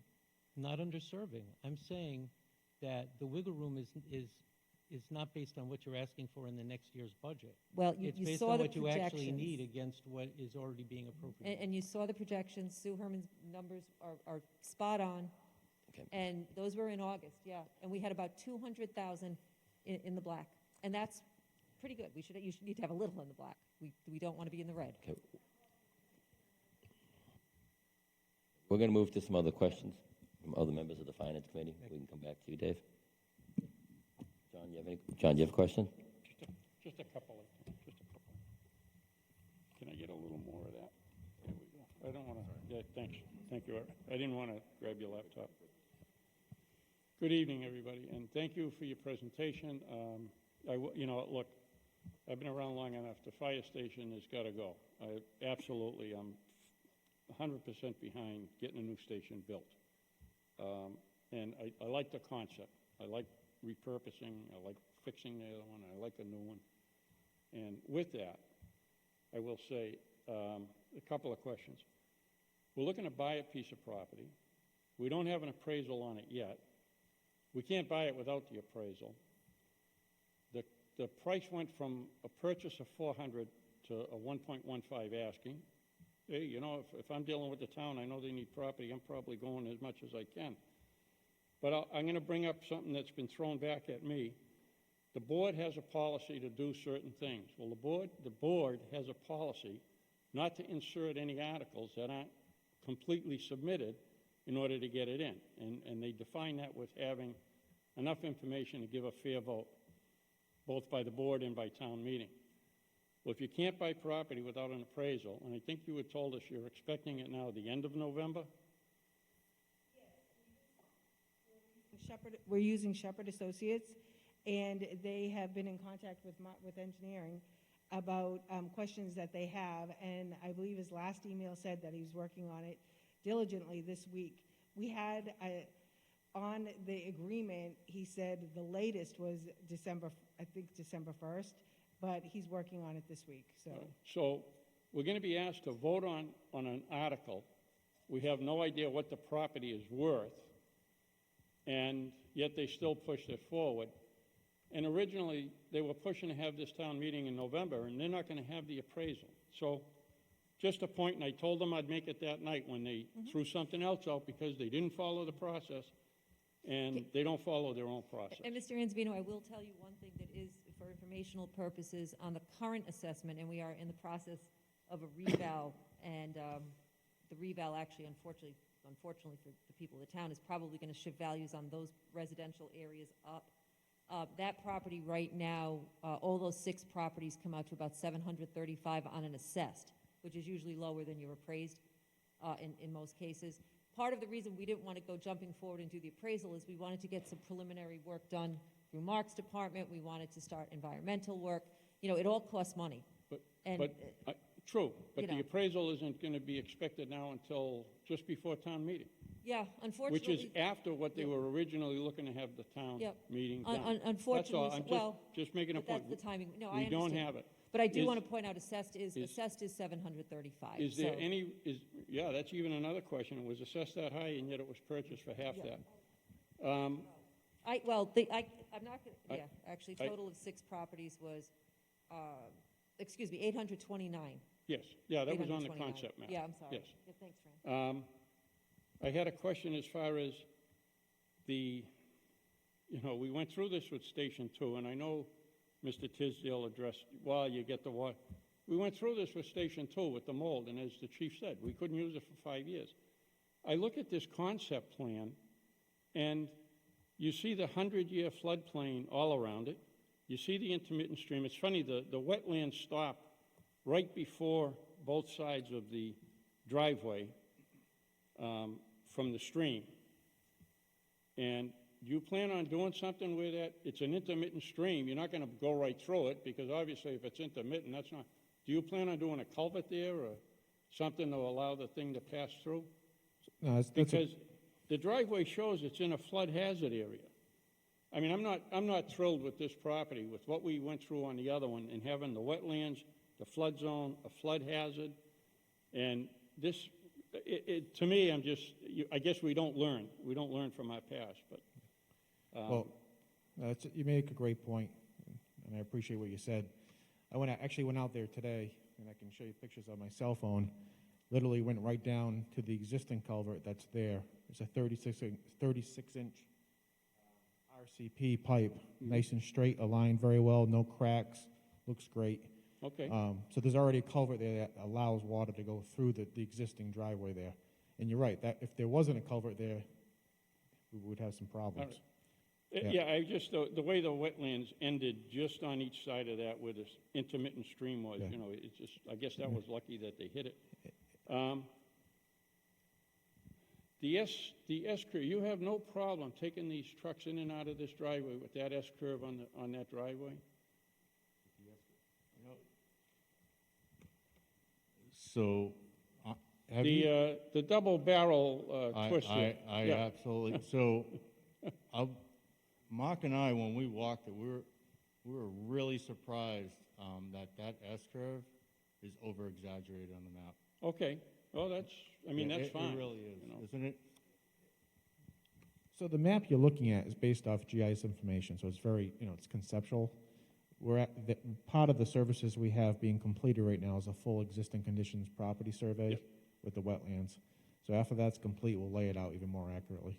But even just walking out there with the chief, he's like, this is pretty wide, we can make these turns. No, that's good to hear. And did you indicate that the wetlands are being flagged now? The town is having them flagged? The wetlands are already flagged right now, yep. But did you say the town was doing that? It's part of our services, yeah. Okay. Yeah. Is that just confirming what the proponent said he had already had them flagged? It had been surveyed and flagged. That was in his RFP. It had been surveyed and flagged. That's what he stated. When the town does their own evaluation, they hire their own person to do a wetland flagging. That's what I'm saying. You're confirming, or you're doing your own. You're not taking. It's like you're a not taking what third-party he said check he did. on. Right. Okay. Exactly. On the survey, is there any reason you're only surveying 5 of the 6 properties? Your proposal for the survey listed 5 properties. It did, and then we did an amendment, and we just made sure that he knew it was the 6th. Okay. Yep. Just wondering, like I said, it's, you know, I do look and I do read them, and all 198 pages, I went through them. I mean, some of the things in the RFP I thought were a little deficient with the way they answered it, but that brings up my next question. The RFP came in from an individual, correct? I'm not going to mention names, but everything on the RFP, which came in July, was an individual. We received 3 responses. What do you mean they came? Are we talking about one response? Well, we're only talking about the proposal here. Okay. The RFP, we only got one. Right, This came in from an individual. Yes. But the property's listed as being owned by an LLC. The LLC was created 2 weeks before the property was bought. So who owns it? Is it the LLC or the individual who's signing everything in July? We did the title search, and the property Yeah, is... I saw page 65 of the title search, which brought everything from 2020, was little hand scratches on a pad of paper like this that you couldn't even tell what they meant. But the point being, are we dealing with a company or an individual? An individual. The individual. Yep. But the property's owned by the LLC. I believe, you know what, I have to have Rob. I can confirm that for you, but a lot of times an LLC is owned by one individual. They're the manager. It's for liability purposes. An individual can put something into an LLC. I understand that, but he's signing it as an individual. Right. He's not signing he it didn't as sign it as his LLC. We did have a title search done, and the attorney indicated to us there was no problem with the title, but I can confirm for you the nuance. I'm just asking, because the proposal came in July, but the property was we bought... want to be sure he's authorized to The property was propose it. bought by Yes. a company, or at least transferred to a company at some point. Absolutely. We'll confirm So that. it was just a concern. Yep. And you had mentioned at the start, you had mentioned about the information we received. Yep.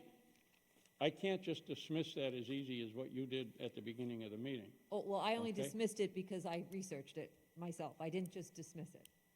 I heard about this weeks ago, researched it, heard about it again, did further research, spoke with the police So department. have you got a report from the police department I spoke or with the DA? I spoke with the police chief this morning. And the DA?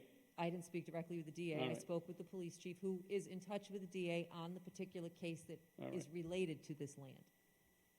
But not All right, to well, the person, not to the person I with whom we didn't are say it dealing. was the person who Right. purchased it. I just want to be clear And, on that, and yes. I agree with you, and then what we I'm glad did you was- made the clarification. It has nothing to do Right. with the person who bought it. It's Right. other issues that are I out do there. want to also indicate that when I asked the lawyer about this, I had the police chief herself explain to the attorney what the exact situation was. I didn't reinterpret, I didn't explain it to the attorney. I let the police chief give the actual situation and status to the attorney, who then spoke with Fran and indicated that he did not see a concern on us moving forward. All right, she may not, but I do Well, have it's concerns. a different attorney. Huh? And we used a different attorney, frankly, from the attorney that does town meeting. That's We fine. didn't want any question or I'm conflict. just giving you my opinion Oh, I that wanted this to be raises a serious concern in my Absolutely, mind. it's an extraordinarily serious And concern. My last question. We're looking at buying this. How is this so much better than the property we already own on Washington Street, the 3 acres that we own? With the straight driveway in the lot there with no wetlands on it other than maybe the very back corner. Why is this that much better than that particular location? We already own it. I understand we already own it, and that was, so when we looked at that, we actually, if I remember correctly, they even had us do a 3-station concept way back, I think in the spring or early or late winter. So just when we look at the map, first of all, there were plenty of studies done on what is the best coverage for the town.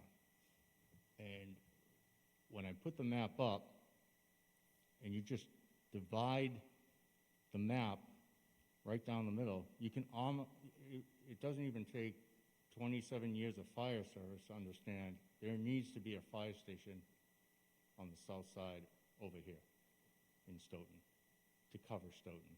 And there's actually a heat map on GIS, but that was back from 2017, and you can start to see where most our incidents are. So we take our IMC software and we run the data on all our responses. I actually had asked to one of our guys, who is our IT guy, to extract the data to bring it more up to date. He's doing that, and he's going to send it over to Larry over at the town hall to actually do an updated fire map, heat map. But when we looked at that, we said, okay, so now how are we going to be, now we're just covering almost this side of town, and we're leaving really North Stoughton and up towards Brockton and up towards that area uncovered. So it was so much better, and I think what the study said on that response time, they actually picked Park Street as the #1 spot. That's why I believe, you know, certain areas in Park Street were they were really interested in getting. I believe the Washington Street one was quite different when you the times were almost over 8 minutes or more when you're trying to get to actually where Prospect and Park will cover. So it really comes down to response times and locations. But I don't want to over, explain it, where it's as simple as look at a map and tell me, if you had a choice of one station, would I love to have 3 or 4 stations like Chief Jordan said back in 2008? Absolutely. Absolutely. And if certain areas were like, hey, you have to build a station here, I'd tell you, well, you're going to need to triangulate the town and add another station, and probably another one possibly. It just puts everything over to this side. And we did have a lot of feedback from the community when things started coming out like that.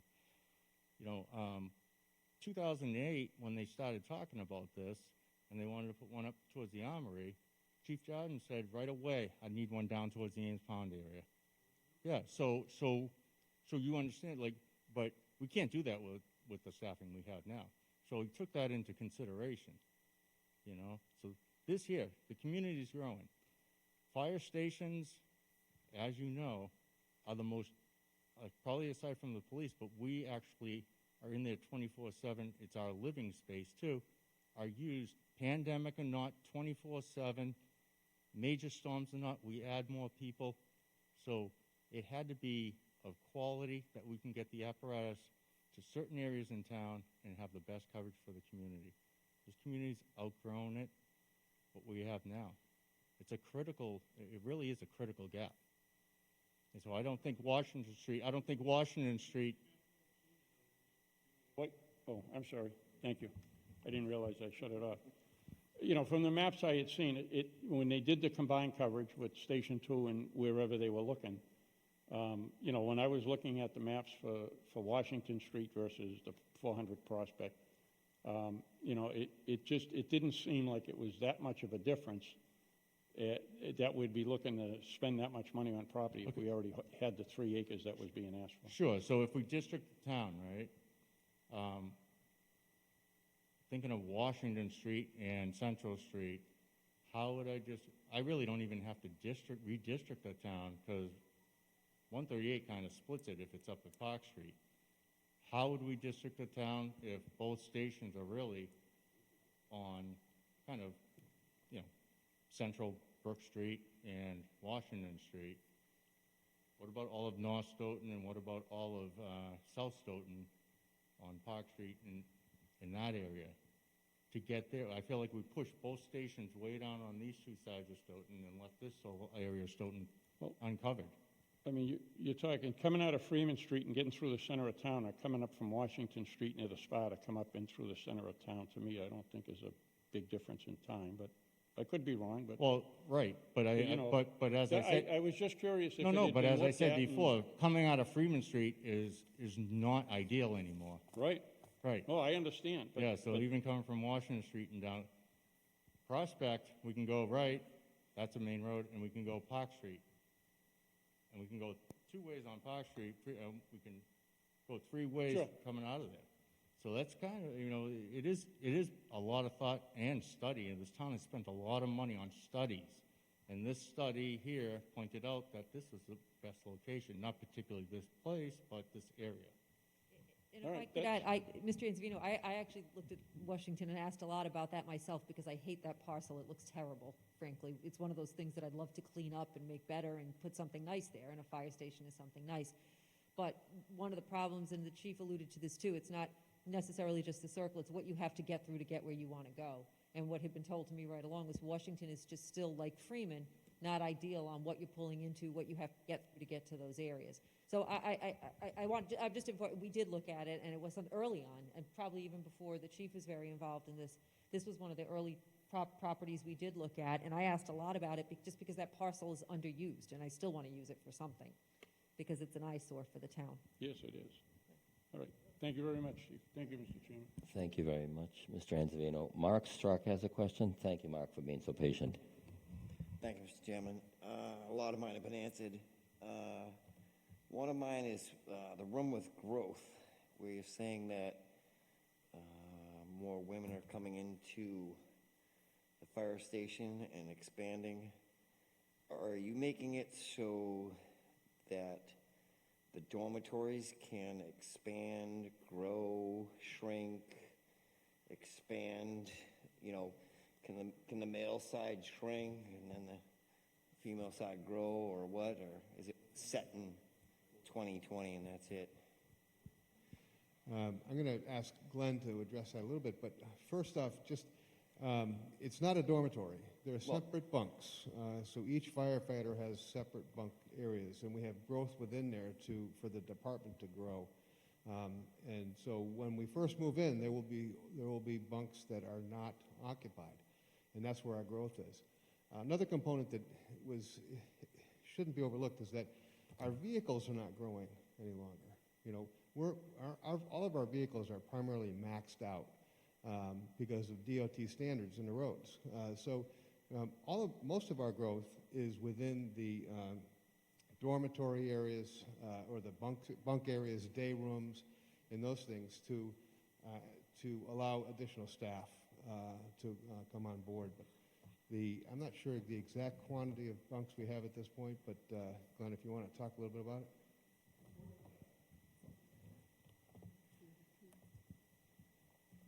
Yeah, what we've got programmed now, is 11 rooms that are standard bunk rooms, one that's a little bit larger for ADA compliance, and then 2 specifically for officers. So a total of 14. I think the shift varies from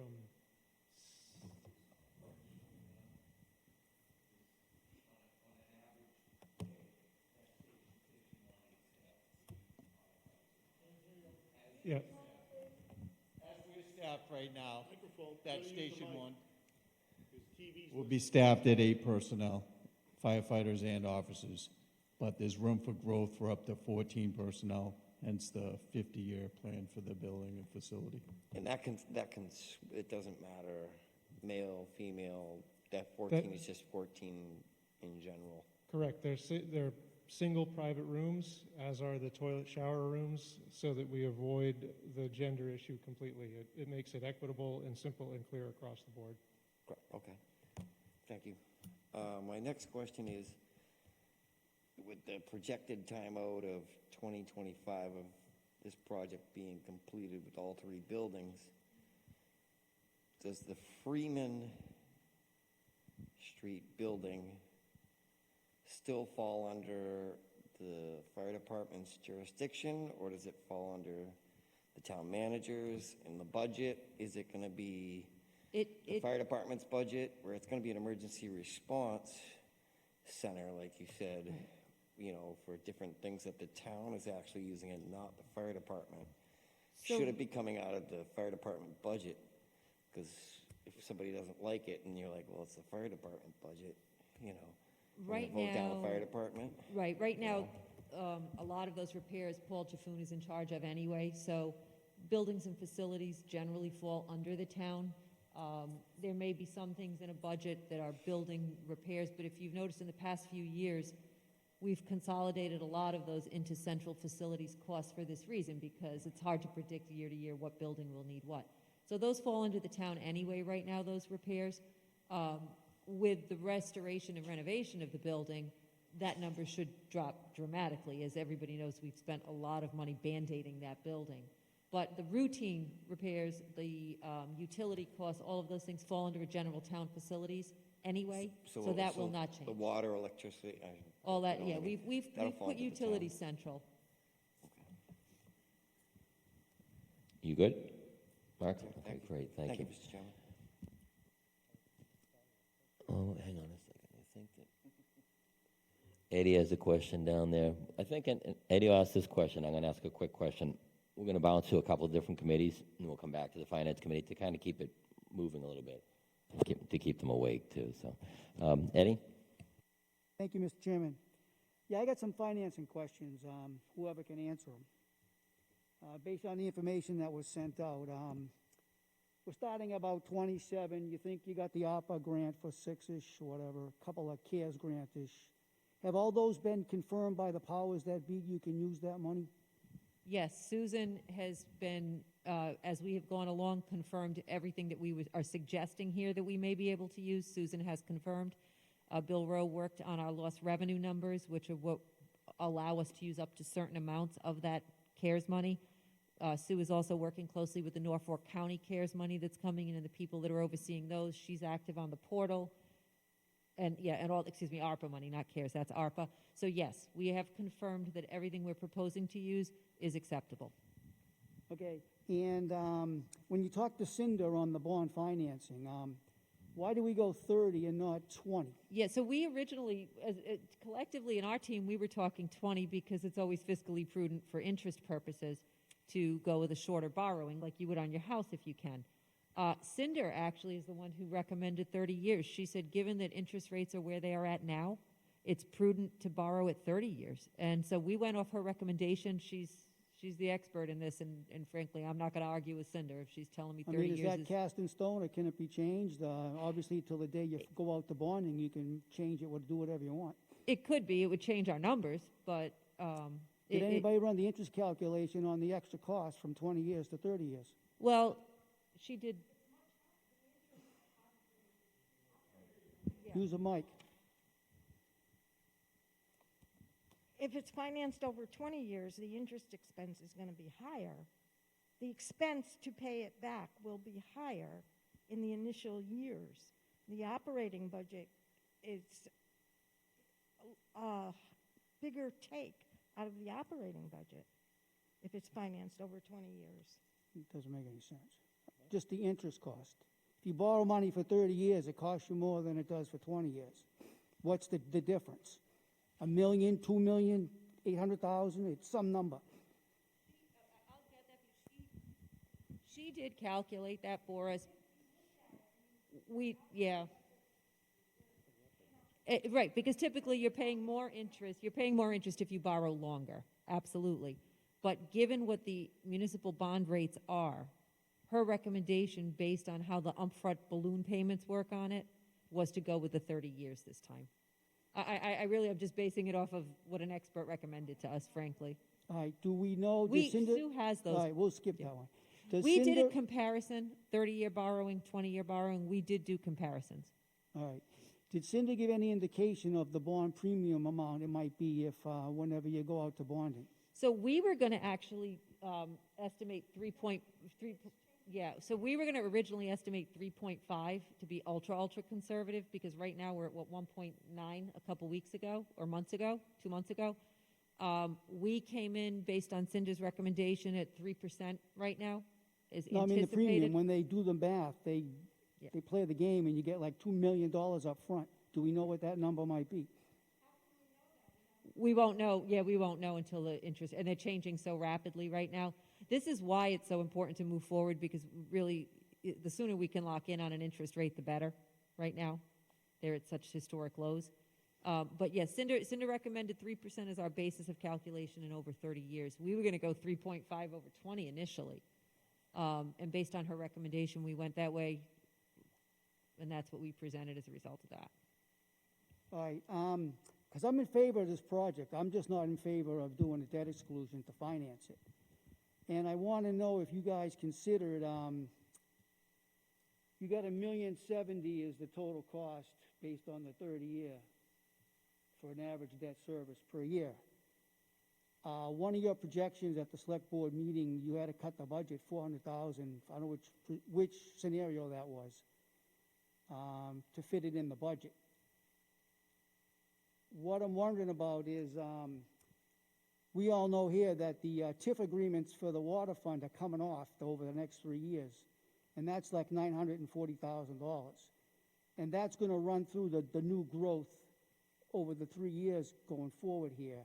You could just carve that out and save it for the budget without spending it in the budget. And you're almost there at your 1070 without having to do an override. Or maybe you cut the budget a few hundred thousand and you're there. Or you can massage what comes on and what comes off to make the math work. Has that been considered at all? Are we committed to this debt exclusion? This is what the board voted. We presented them the option of no exclusion, total exclusion, or split exclusion, and this is what the board voted. I really can't speak to it otherwise. I will say that, you know, again, we looked at the cost to the taxpayers. We looked at future projects for the town. I looked at Sue's projections on our budget. I looked at what I felt we had debt dropping off, what might be coming on, and what we could do without. Remember something, our debt service comes off our joint costs. I have to think about schools, have to think about the municipal side, and everybody taking a pinch and taking a hit. So, you know, we can pinch and we can get that 35% comfortably, I believe. I would be concerned about taking on the rest. Now, the tips you're dropping off on, I haven't, you know, that I have not looked at. But that's out of water, you said, so that it. No, it ends. The bonds are up, the money covered Right. it, now it's done, it goes to the other side. It's Yeah, and simple math. I honestly can say I have not addressed or discussed, but I've Because had that's to talk to going to Bill Rowe roll in more over about the that. 3 years, and there's your Yeah. money to pay for the fire But station. I mean, but in the immediate, what I'm looking at when I'm preparing, because right now I'm in the process of preparing 23's budget, I can tell you that if I had to weather $1.7 million in 23, it's going to be a traumatic hit on the schools and the municipality.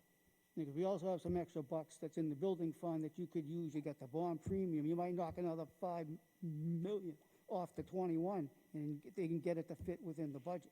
And I guess that philosophically, do you want to use those funds or those, you know, those funds are what keep us stable. Those are what keep our bond ratings. I mean, you know as well as I do that.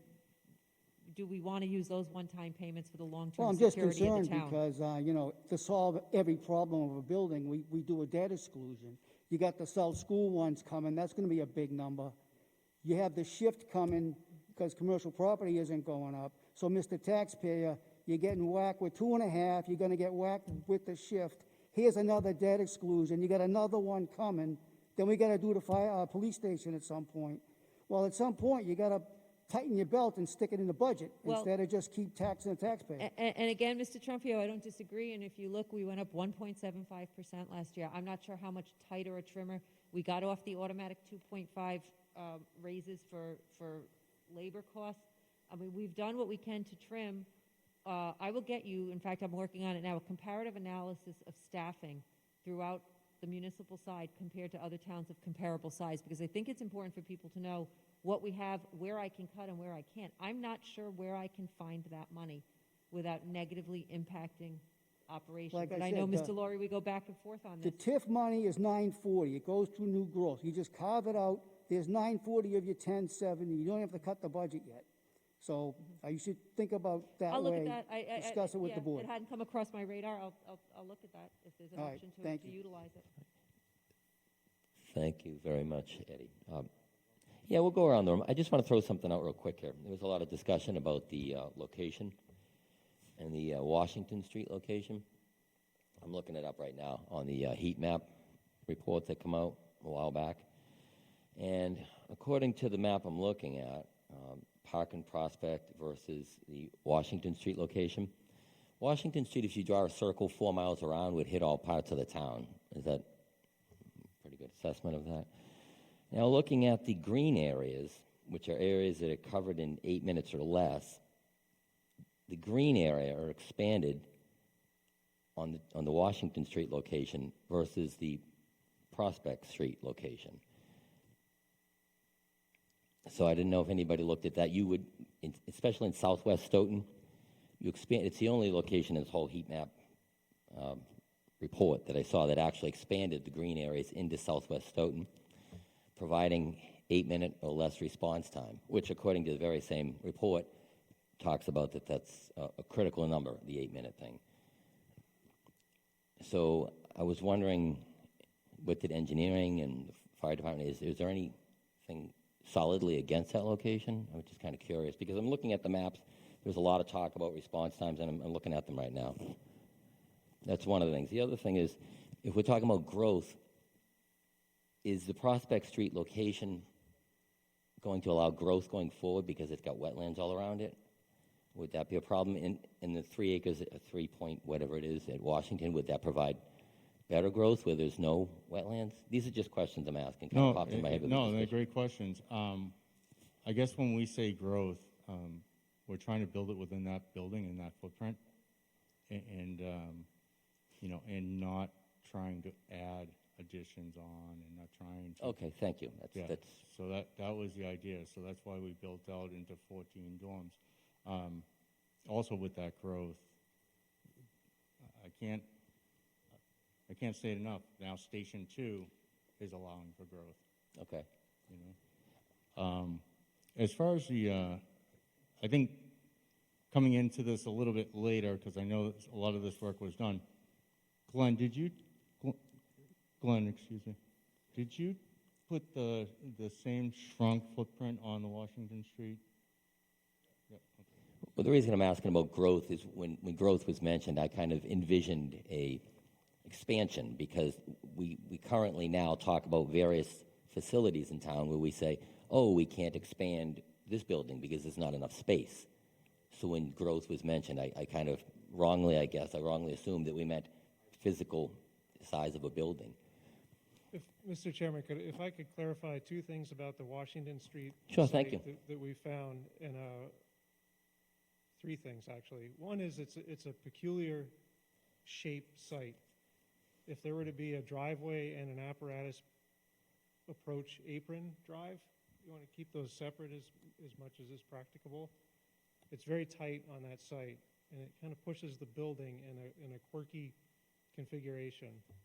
So there's not much room for the building and the site work to get done, let alone growth. But I think more importantly, what we looked at with that site early on when a larger project was proposed or considered, it really became more viable if the adjacent property or properties were purchased as well. So as a standalone site, it was difficult to fit a larger facility on no matter what. When we looked at it again last spring, it still was difficult. It was more challenging than the current proposed site. Let me just ask, just to clarify.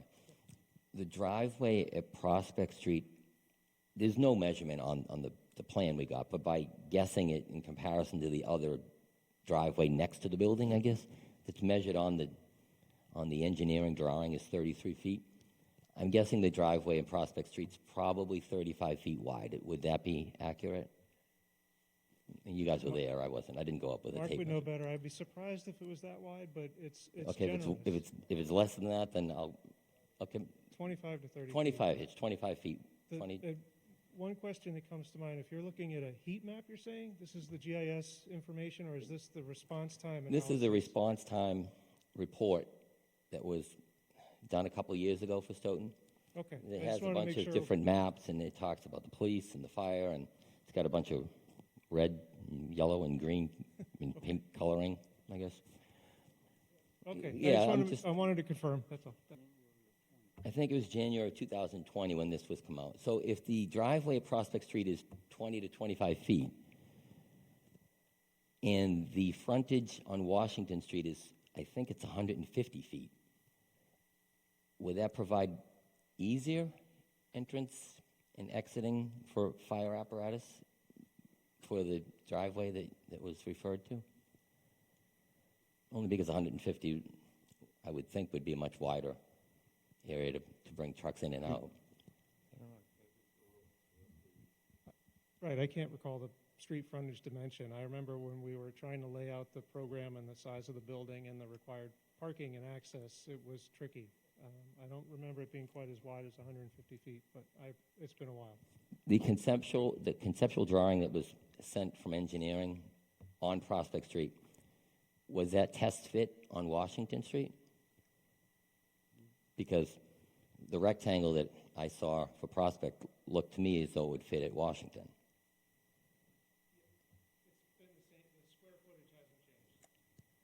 But did we test fit the build? I'm just curious. Okay, the reason I'm asking all this is because a lot of the questions I've noticed here tonight are based on the location. And that's why I'm wondering if there's a So to speak to the solution. location, in my Because I support the idea of getting a fire and- station. I'm no, trying to no, come up and with a I can s- solution. And I can tell you, as I look out to Stoughton, and there has a sewer project going up Park Street to bring in more industry, more business. We also have hotels, and I'm not sure whether they were there on the original 2017 heat map. That's why I asked for a new one, because our runs up towards This report's from January 2020. but I don't think we have added, this is the problem, we haven't added the incidents. The incidents were from 2017. They pulled the heat map with the fires. So Larry from GIS had only had the data from 2017 or 2018, 2017 to 2018. That's why we needed to update that heat map. Because at the lodges up in North Stoughton, up by the Technology Drive, the Hampton Inn, all this building going into town, and now the sewer street project, we're trying to plan to, and now if there's a school put up there, and possibly more schools put up there, we're starting to try to think out. I don't see a lot going on down in Washington Street. There's maybe some businesses open and closed, but there's no real life safety to the point where a hotel is going in, where we're constantly running to the Blue Hills Alzheimer's, some of the other neighborhoods up there that have the JRCs that are going in. A lot of our calls are headed that way. Now they're going to add the sewer street project to bring in more business to town. So we're going to be able to catch North Stoughton, where Target is, the Hampton Inn in that area, but also whatever ends up down in Schuman Drive, Schuman Ave, in that other area. I just see the way the town is building. They're building that way. Washington Street, I've been driving up and down for, I haven't been driving for 50 years, but riding probably. I haven't seen a lot of growth there. Well, I'm referring kind of to the southwest Stoughton area, too, because the 8-minute, like I say, the green areas. Yeah, and that's why I said in those maps, I took and this committee can agree with me, I took the maps and I drew circles and I was like, that's great. They're telling us we can cut through Halloran Park, down past the Jones School, on a Saturday. I know you can't drive through people's yards, I know that. No, it's not yards. What worries me is kids getting out of school, kids going down, riding their bikes down to Halloran Park. There's a lot more activity there. I don't want to be able to have to cut through neighborhoods if I don't have to. That's why when I was talking about the Armory at one time, I'm like, how do we make that left? Coming down to 139, how do I make that left up to Washington Street? The way the center's built now, they have islands coming out. And don't forget, we have that second station on Central Street. So ideally, what they cover is they cover West Stoughton, but they also cover down towards Bay Road, Ames Pond area. But of these various scenarios that are laid out in the report that we have now, I was unaware there's a new report that I guess we didn't get, but. Well, it's not a new report. I'm working on it now because I was just. Oh, okay, I'm I sorry. needed an update for even my own operations. It wasn't to present to you. It wasn't to present to anybody, but for my own information. Because as we took over, myself and the assistant chief, how can we run more efficiently? How can we provide better service to the community? And that's what we look at. And we look at the map and we're like, we have a station here. I don't want to put another station right here. I want to put a station opposite that so that we can divide this town. Basically, 138 is the ideal, but it skews a little bit, but that's the idea. All right. You have the option to put 2 stations in town. Where do you want them? I want them really opposite each other. That's the idea. I All right, don't thank want you. I'm going to open questions up to some of the committees. I just wanted to throw that in while we were No, kind I of talking appreciate about it. I appreciate locations, it. because it seems to me the concerns that I've heard from Yeah, this no, financial absolutely. stuff here, and then there's location questions too, Oh, so I yeah, was trying to come absolutely. up with. So, do we have any questions from IGR? We're going to open these up to some of the other committees just to.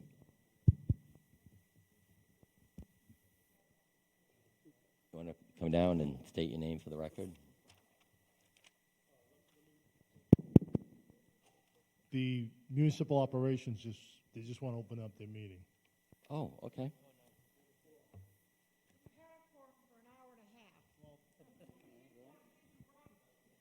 Feel free to interrupt. Let's take the opportunity now to do it. Okay, thank you.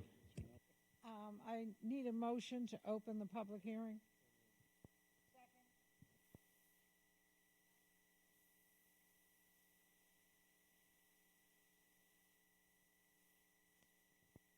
I think so. Heidi, did you say aye?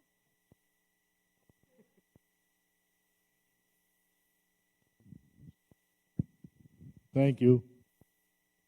Go ahead, Mr. Chairman. You're welcome. Do we have any questions from IGR? Please state your. Okay, here we say. Thank you. Question about, I realize the traffic studies in that area, and I know you mentioned you're not necessarily worried about your apparatuses, but I live right off of that section of town. And I just wanted to know if there's any studies being done as far as how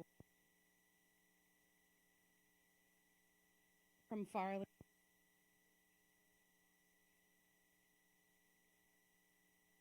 being done as part of this project to look at that, to try to help alleviate potential issues that you might be running into.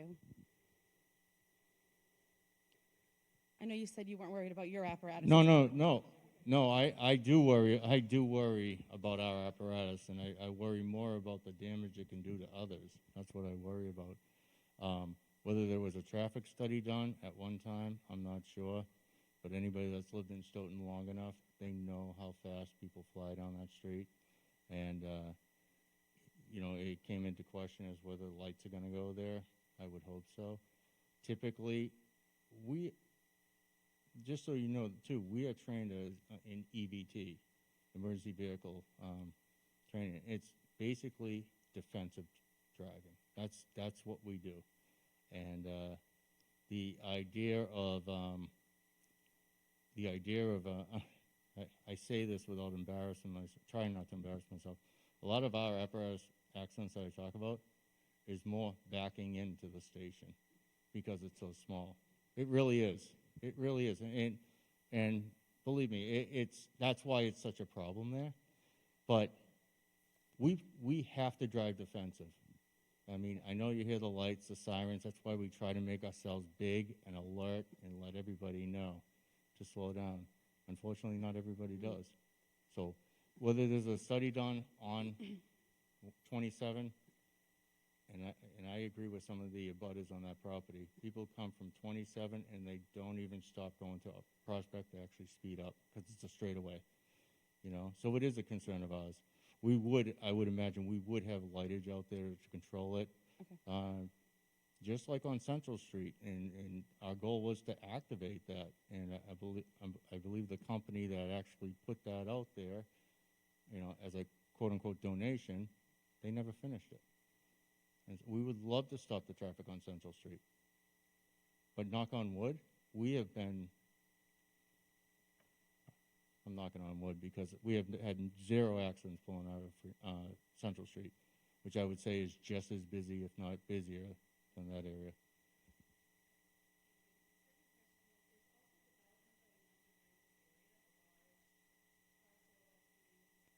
Carved out for new homes. How is that impacted by the new fire station or any of that wetlands that you were talking about before? Mark can talk to this. I believe he thinks we actually fix it. That's a good question. So that subdivision is upstream from where we are. Mm-hmm. There's a wetland in back of that subdivision that feeds down through that culvert I was discussing before. And then that culvert keeps on going downstream, eventually goes past Route 27 to Fano Drive area. Our development will not impact that development because we're downstream from it. What our development will do will actually improve downstream flooding due to the reasons I explained earlier.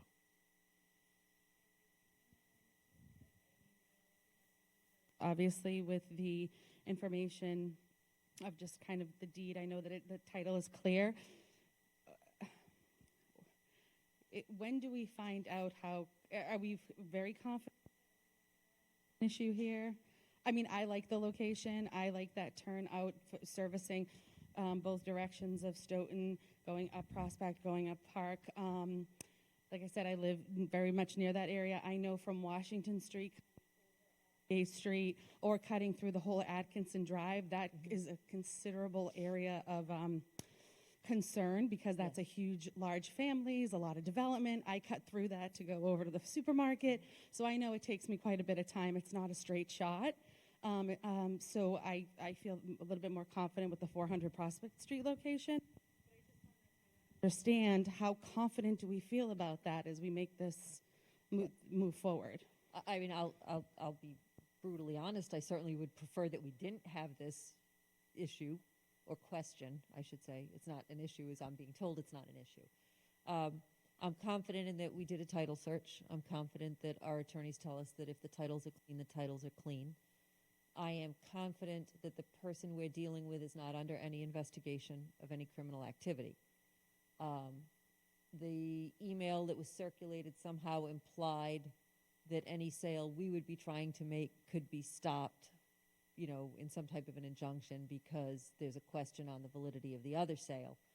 The reality is as our attorneys are telling us, that is not something we need to be concerned about. There's a valid transfer. There's a valid title. The person went through the bid process with us. He is not under any criminal investigation, and he advised us to continue to move forward. I'm as confident as we can be with our attorneys' opinions, and I know that's a tough answer to give, but I had to ask the questions of attorneys because it really is the only way I can move forward on this. And as I said, I directly had the police chief speak to him to ensure that there wasn't something in the communication lost, so that you know, he would miss out on some aspect or some nuance that they were referencing. Right. And she clearly indicated to him what was going on, her discussions with the DA, and he advised us to, it was Attorney Winter, and he advised us to continue to move forward, that he would not have concerns about moving forward on this. I very deliberately did not use the attorneys that work with town meeting because they're so deeply involved in getting all of this together. I wanted complete separation. And so we got an opinion of an attorney who works with us a lot on procurement process. He advises a lot on procurement, on property transfer and things like that. So we used him for that opinion. Great. Thank you for the presentations. I appreciate the answers. Thank you.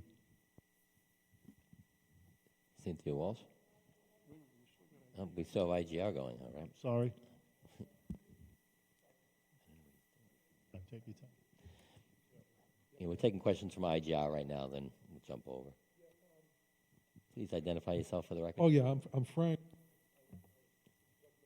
Thank you.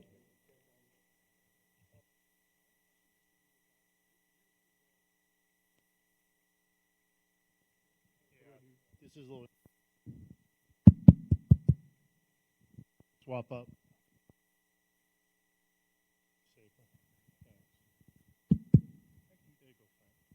Thank you. Frank Lyons, Precinct 8, Intergovernmental.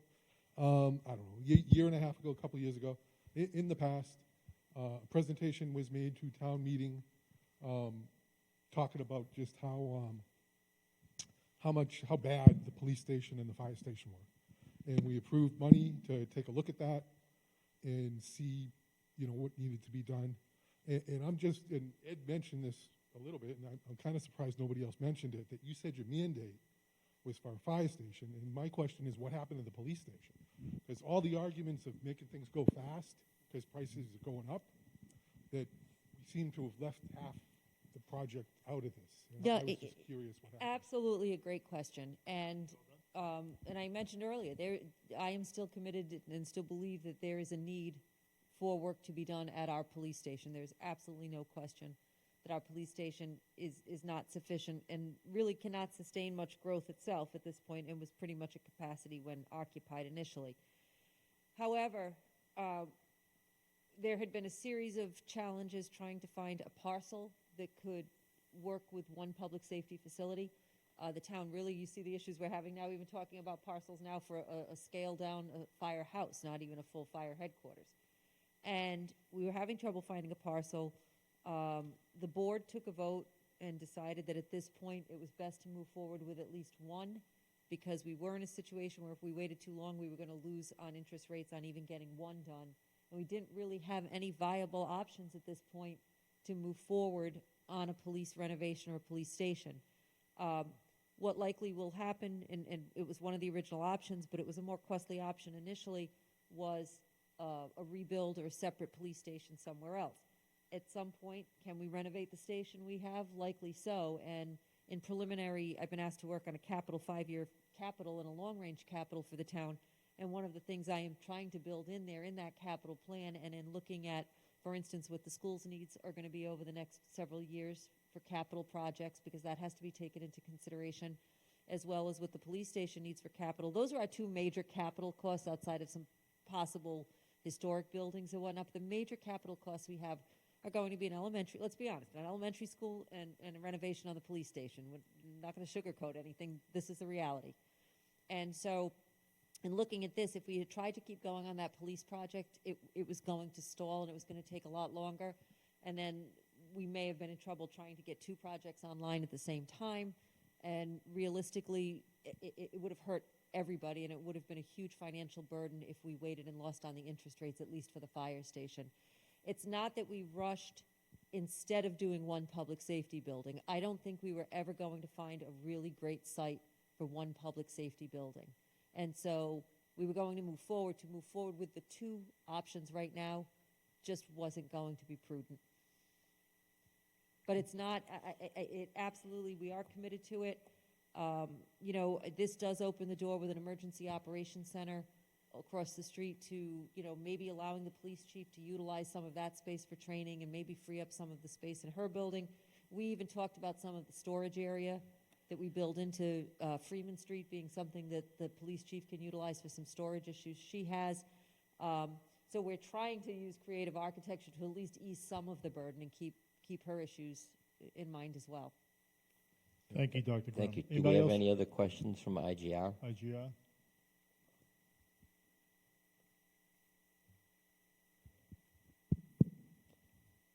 Let's see, Janice Schneider, Precinct 6, Intergovernmental Relations.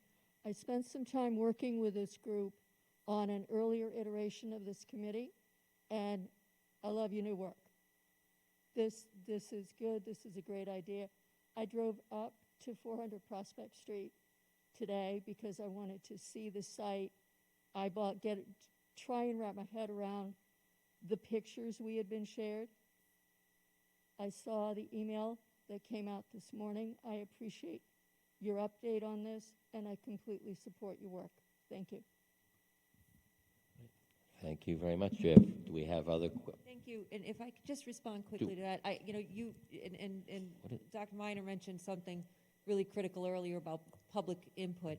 And one of the benefits of that early committee is that it had public representation, if you will. And yes, you're sort of more involved public than some public, but a lot of the questions you particularly asked, Janice, were questions that the reasons people were on committees like that are because you ask the very questions that we don't always think about from the inside. It's kind of like inside baseball. You're too close to it. And I thank you because sitting in on those meetings, you asked a lot of those sort of basic common sense questions that the public is going to ask. And I want to thank you for your efforts because the committee had a lot of thoughtful things that happened. Thank you, Dr. Graham. Do we have other questions from IGR? Do we have any questions from municipal operations? Cynthia Walsh, 1096 Park Street. I represent part of this area. It's a split district because of the street. What would be the response time from Prospect Street to my area? your area, Cynthia, are you specifically talking about your house? Pardon me? Are you talking about your house, your area, or what? Yeah, my house. I'm yeah, selfish. No, I know exactly where she lives. I mean, your response would be after the call. I mean, you're about a mile away, if that. Roughly. Okay. Yeah. So, I mean, by the time we get the call, we'll be there. Obviously, depending on anything else, I'd say about less than a minute. All right. But I'm not just thinking of me. At 1044, we have over 100 folks with advanced dementia. They aren't going to be able to leave like I will at the first sign of smoke. They will have to be either led or literally carried to safety. 8 minutes from the other site means they're dead.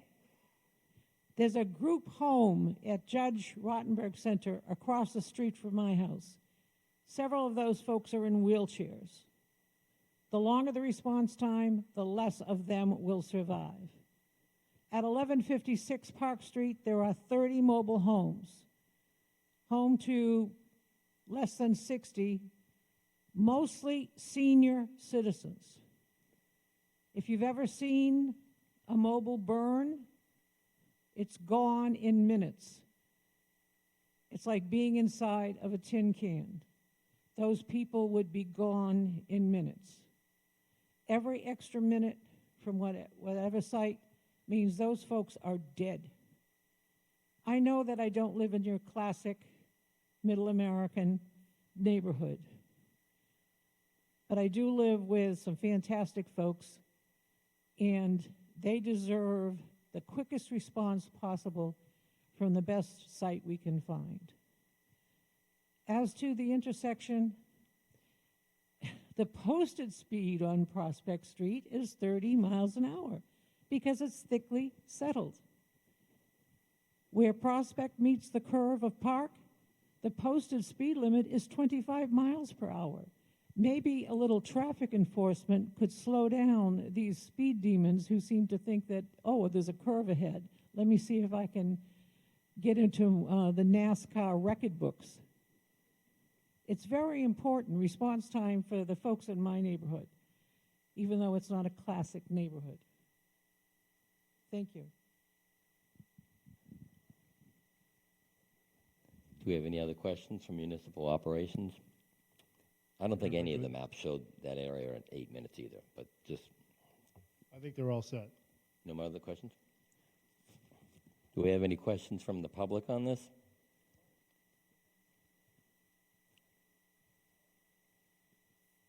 No questions from the public, no comments from the public. Okay, do we have any other questions from the Finance Committee? Anyone other than Dave?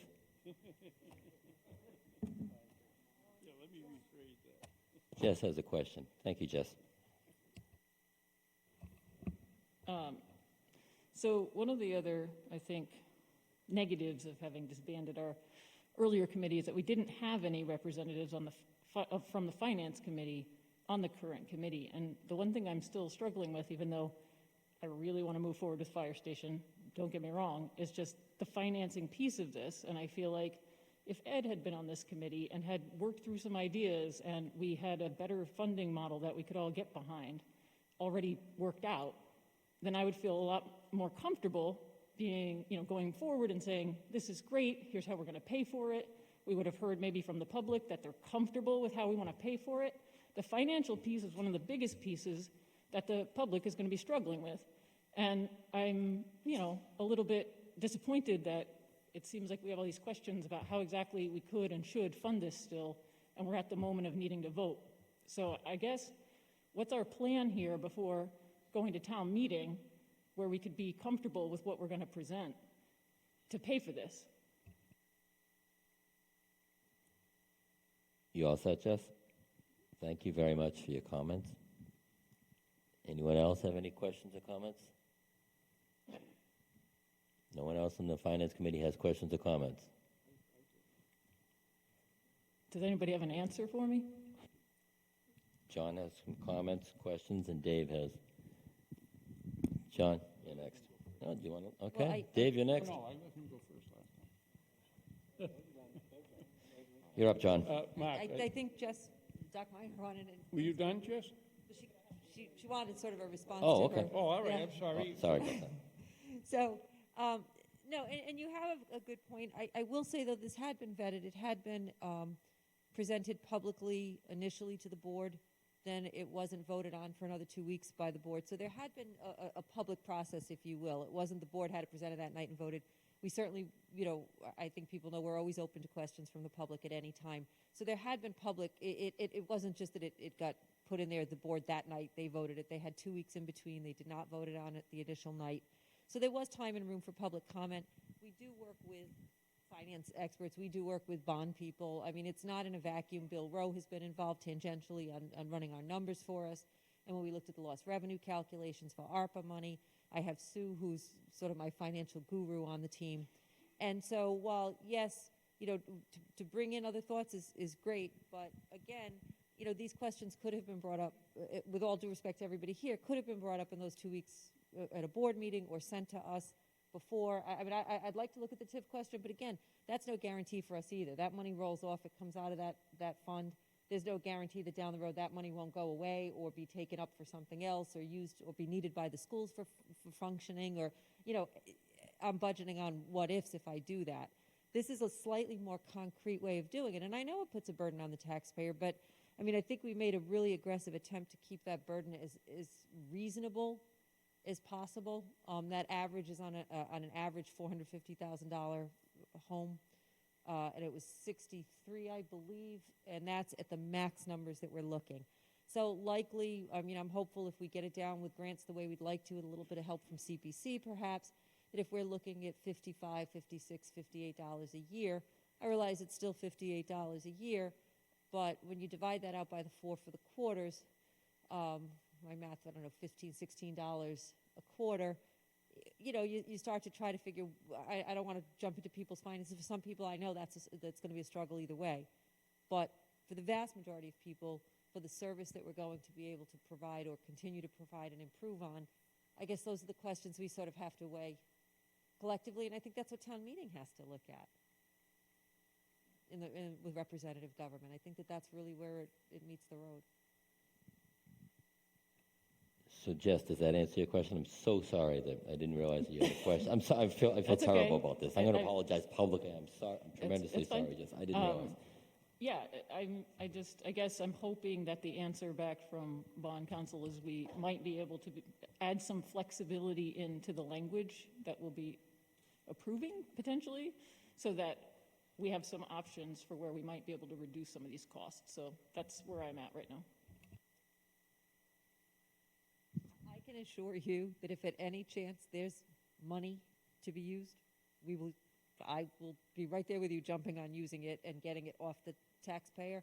And if I can maintain the level of services I feel that we need to maintain, and we see increasing services as a result of a whole host of things that are happening societally, that I don't want to decrease services. If we find money, if there's money that at the last minute we say we've got TIF money, we're pretty confident for the next 30 years I'm going to have access to that revenue, yeah, great.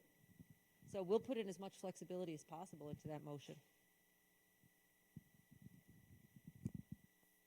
Do you have any other questions? Mark? Dave?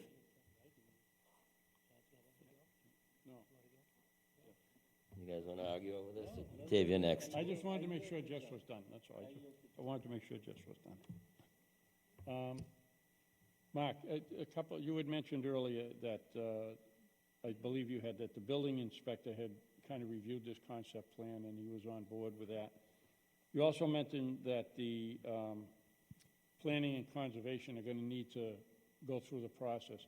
Have you had any preliminary talks with them to see if they had any issues or, any insight to what they might be thinking?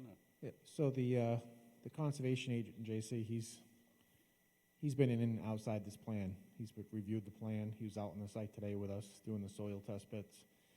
He does not foresee any issues from a conservation standpoint. I've discussed with the plan with the town planner. He's aware of the plan. The details of the site planning will come later in front of the planning board during site plan review. But I mean, high level, you know, Mr. Chavano's looked at this and. Yeah, exactly. Yeah. But at a high level. We've discussed the Freeman Street station, the Prospect Street one. Yeah. All right. And then, you know, I know we had got a concept plan, and then we got another one a few days later. You know, you had flipped it over and so forth. But yeah. And I know you had two lines on there for riparian zones. Yep. And they disappeared. Can you just explain that? 'Cause yep. So before, that's a great question. When I said intermittent stream, that was one of the things I discussed with JC, discussing is this stream perennial or is it intermittent? It's a big difference on how you can design around that for a site. If it was perennial and you had a 200-foot zone, essentially you can't do anything within that area, which would seriously impact this property. It was confirmed by JC that this is an intermittent stream, and there's actually standard documentation. You can look at the USGS topographical maps. They depict what is a perennial stream and what is an intermittent stream. So that at the time, we thought it was a perennial stream. Yeah, that would have kind of made this parcel useless, huh? I think it said like potential. It did say yeah. potential, and I just wanted, because they disappeared on the last plan, I just wanted to make sure I understood why they were there and why they weren't on the second one, you know. That's a good question. Sometimes, you know, I know drafting, That's a good sometimes question. things disappear by, you know, it's amazing. Yeah. Sounds like you're an engineer or something like that. All right, thank you. And I think that was it for me, that one. Yeah, that was it. Thank you, Mr. Thank you. Dave, you have a question or comment? Both comment and question. I mean, the comment is easy. Everything that Jess Minor, my colleague, said earlier, I say ditto. So it won't require a response. I just agree with everything she said. For a question, an earlier comment from Joel Wolk on our committee talked about an interesting aspect I didn't even think about, which is a timeline. So it takes into account that the article would pass, and what would the timeline look like after it passed? I think it was Mr. Pomeroy, is that the name? Answered many of those questions, and the first thing that happened before phase one was going to be a February vote. That would be a townwide vote in February. So I think about that, I'm like, wait a minute, we have an election in April. Why on earth would we be scheduling a February election when we could save $20,000, because that's about what it costs to run an election. We could just run that election 45 days later. And not only that, I'd like to add one more thing, one more element to this. We could bring in the exact numbers, I'm sure, because we have the town clerk. I know.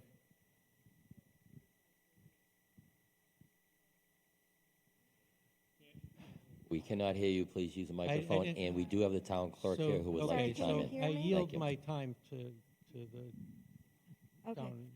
We're shooting for 35 days after the article passes at town meeting, which brings you to roughly the third week in January. I do not want to wait because of what's happening in the interest rate markets. Robin and I talk about this pretty extensively. I think when you're dealing with 30-year debt, you want to get the lowest rate that we can, and that's what's driving the schedule. Thank you for that. I actually already anticipated that before I even started the question. I understand why you create the urgency around what are the interest rates. We don't have a crystal ball, but everybody thinks, oh my God, it must be going up. You'll read the tea leaves and the sky is falling, and I get it. The point is that the middle of January, it's New England. We all live in New England. We know what it's like trying to get out and about in the middle of storms in January. Why on earth would we be trying to suppress the vote in January when it's harder for people to get out? We have a hard time getting people to vote in April. We had 7.5% of our voters coming out last April because of COVID. Dave, we're going to stop right now for a second. I'd like to ask the town clerk to come down here to comment because the town clerk coincidentally is here. And the town clerk and I and Susan had a meeting on this and have addressed this.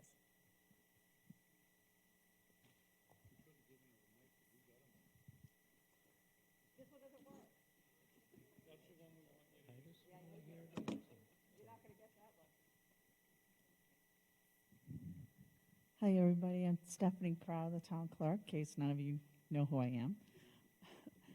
I did speak with the town manager and Sue, and we did have a lengthy discussion on this. If this passes, we will prepare to have a special election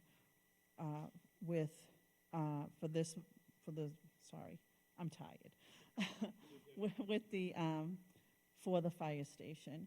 And then we will prepare, as I do every year, in case we have a preliminary in February. What I will do to help the people of Stoughton is it's up to me if I want to have early voting or not. Or I would do that for the residents of Stoughton, and I would have it like I had it before in the Great Hall so people could come in.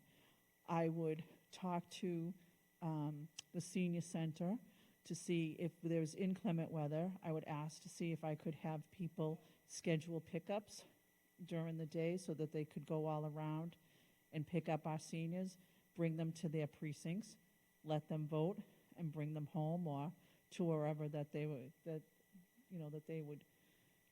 be able to come and go. I believe in elections, whether you're for a fire station, you're not for the fire station, people have the right to be heard. So I will make every effort, if this passes town meeting in December, to make sure that the vote gets out there and make the decision. And the town manager knows that about me, and I think Sue does too, that I'm pretty dedicated to elections. But I just wanted to, while I'm down here, just have a couple of things. As far as before, when you were talking about can you make a change, if you wanted to change that 65-35 split, you can make it on town meeting floor. However, the paperwork should be into the moderator prior. And there's a certain hour. Right now, it just escapes me again. Been up a long time. I think it's 30 hours, Bob? So that he has everything, I have everything to do the minutes so that the vote can be in accurately and we can get that information to bond council. Now, as far as the fire station, I'm 56 years old. 1970, I went to that fire station on a field trip, and it really hasn't changed that much. I'm just saying. So, and whether people are for it or not, we need it. And I actually can also tell you that I was researching something downstairs in the archives and found minutes from 1969, when I was only 4, that they were looking for a new fire station. Back then, the town was a lot smaller, and we had bigger choices of land to put them in. But it was like, we'll wait. Well, I'm 56, been to college, I'm done. They need it. So hopefully, we'll see what happens, but I am prepared for a special election. Yeah, thank you, but to the point that I'm trying to make, isn't it a lot easier to get people out to vote in April than adding an extra election in January? Yes. Isn't that an easier thing?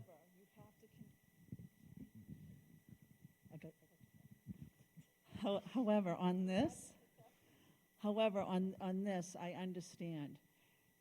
Yes, our taxes will go up, but they won't go up as much if we get a good rate now. I'm asking about the vote.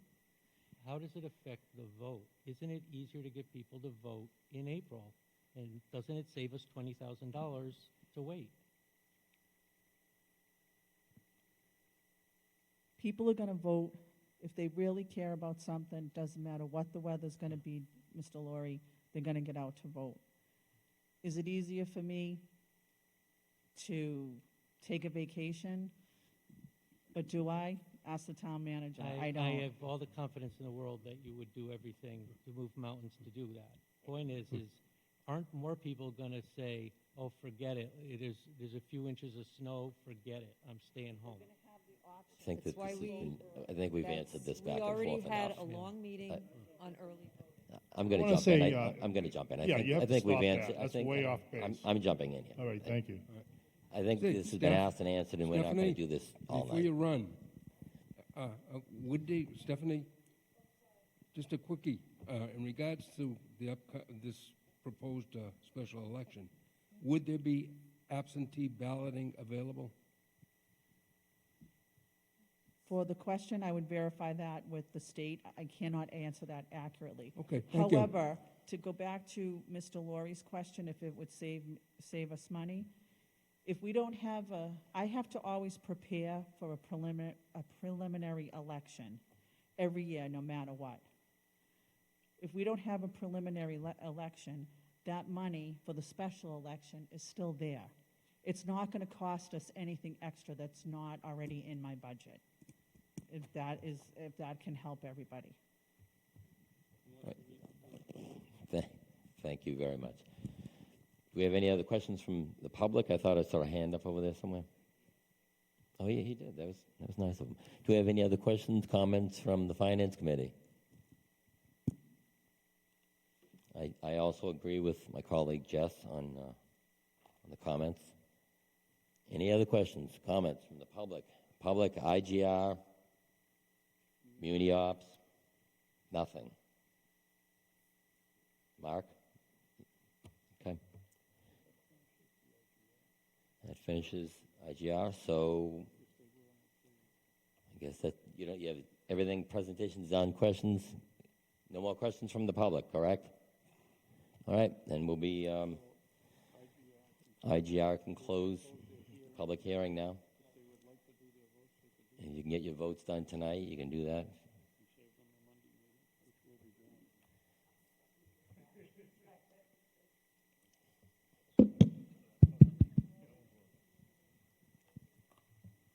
Intergovernmental, you can make your motions.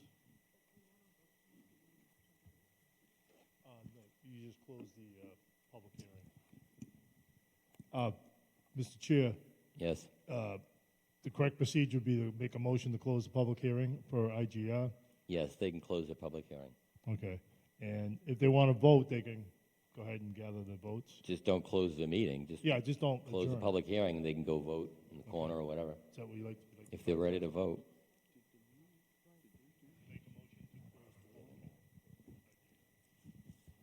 I'd like to make a motion to close the public hearing for intergovernmental relations. So, can I have a second? Perfect. Aye. Thank you. It was unanimous, correct? You're welcome. We have two Thank more. you. We'll take a short recess for, I don't know, 5 minutes. Recess? Recess for 5 minutes.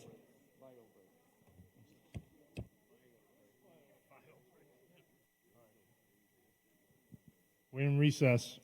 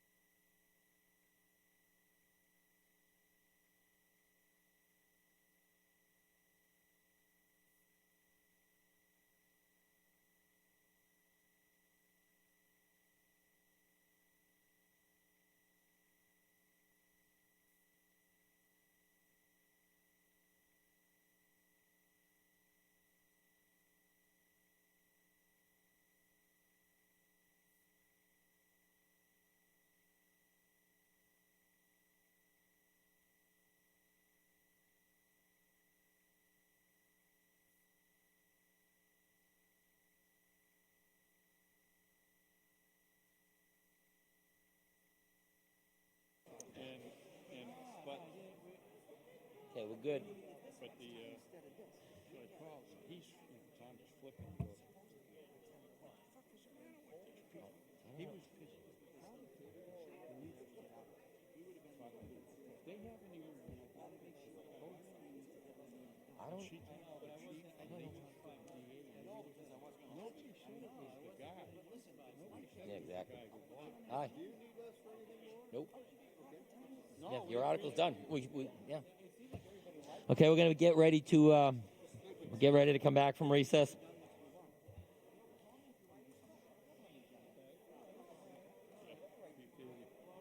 Why did the town buy it when it was for sale at 700? They had it under agreement to sell the town on May 1st. On May 8th, it got sold to the other guy for 4. Yeah, you know why? The appraisal didn't come in. Either that. Yeah. They had something. Okay, let's get ready to get back to business here. What am I doing? Just bring it back from recess. What's the fancy term?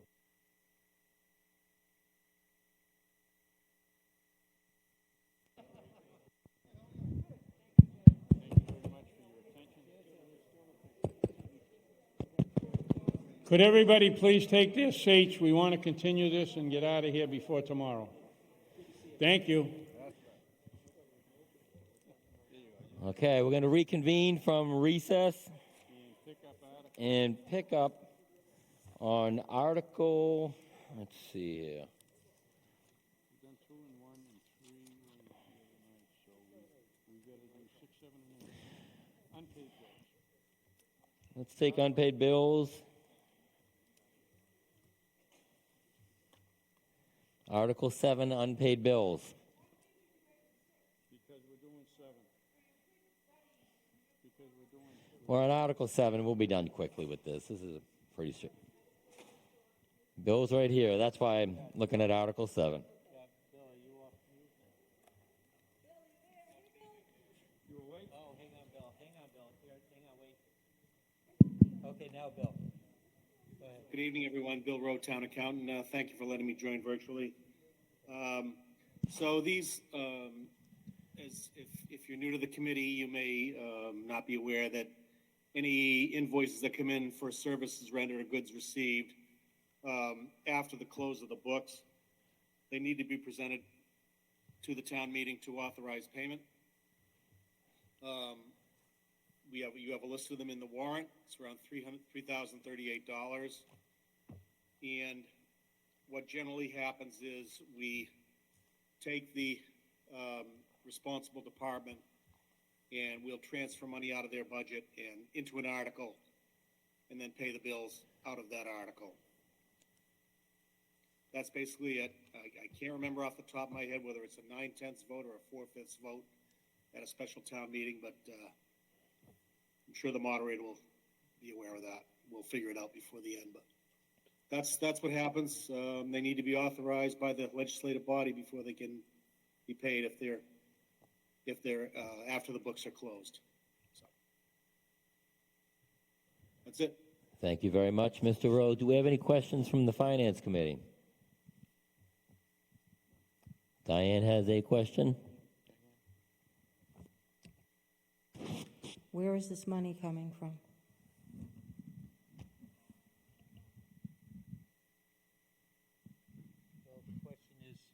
Bill, the question is, where is the funds coming from?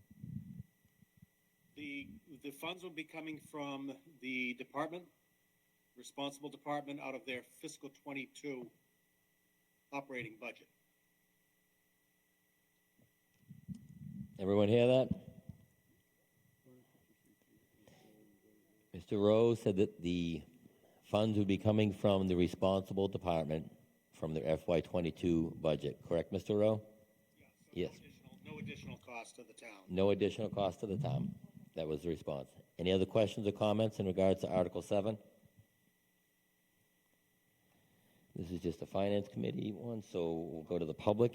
Any questions or comments from the public on Article 7, unpaid bills? Hearing none, that's the end of Article 7. All right, thank you. Thank you, Mr. Rowe. Thank you.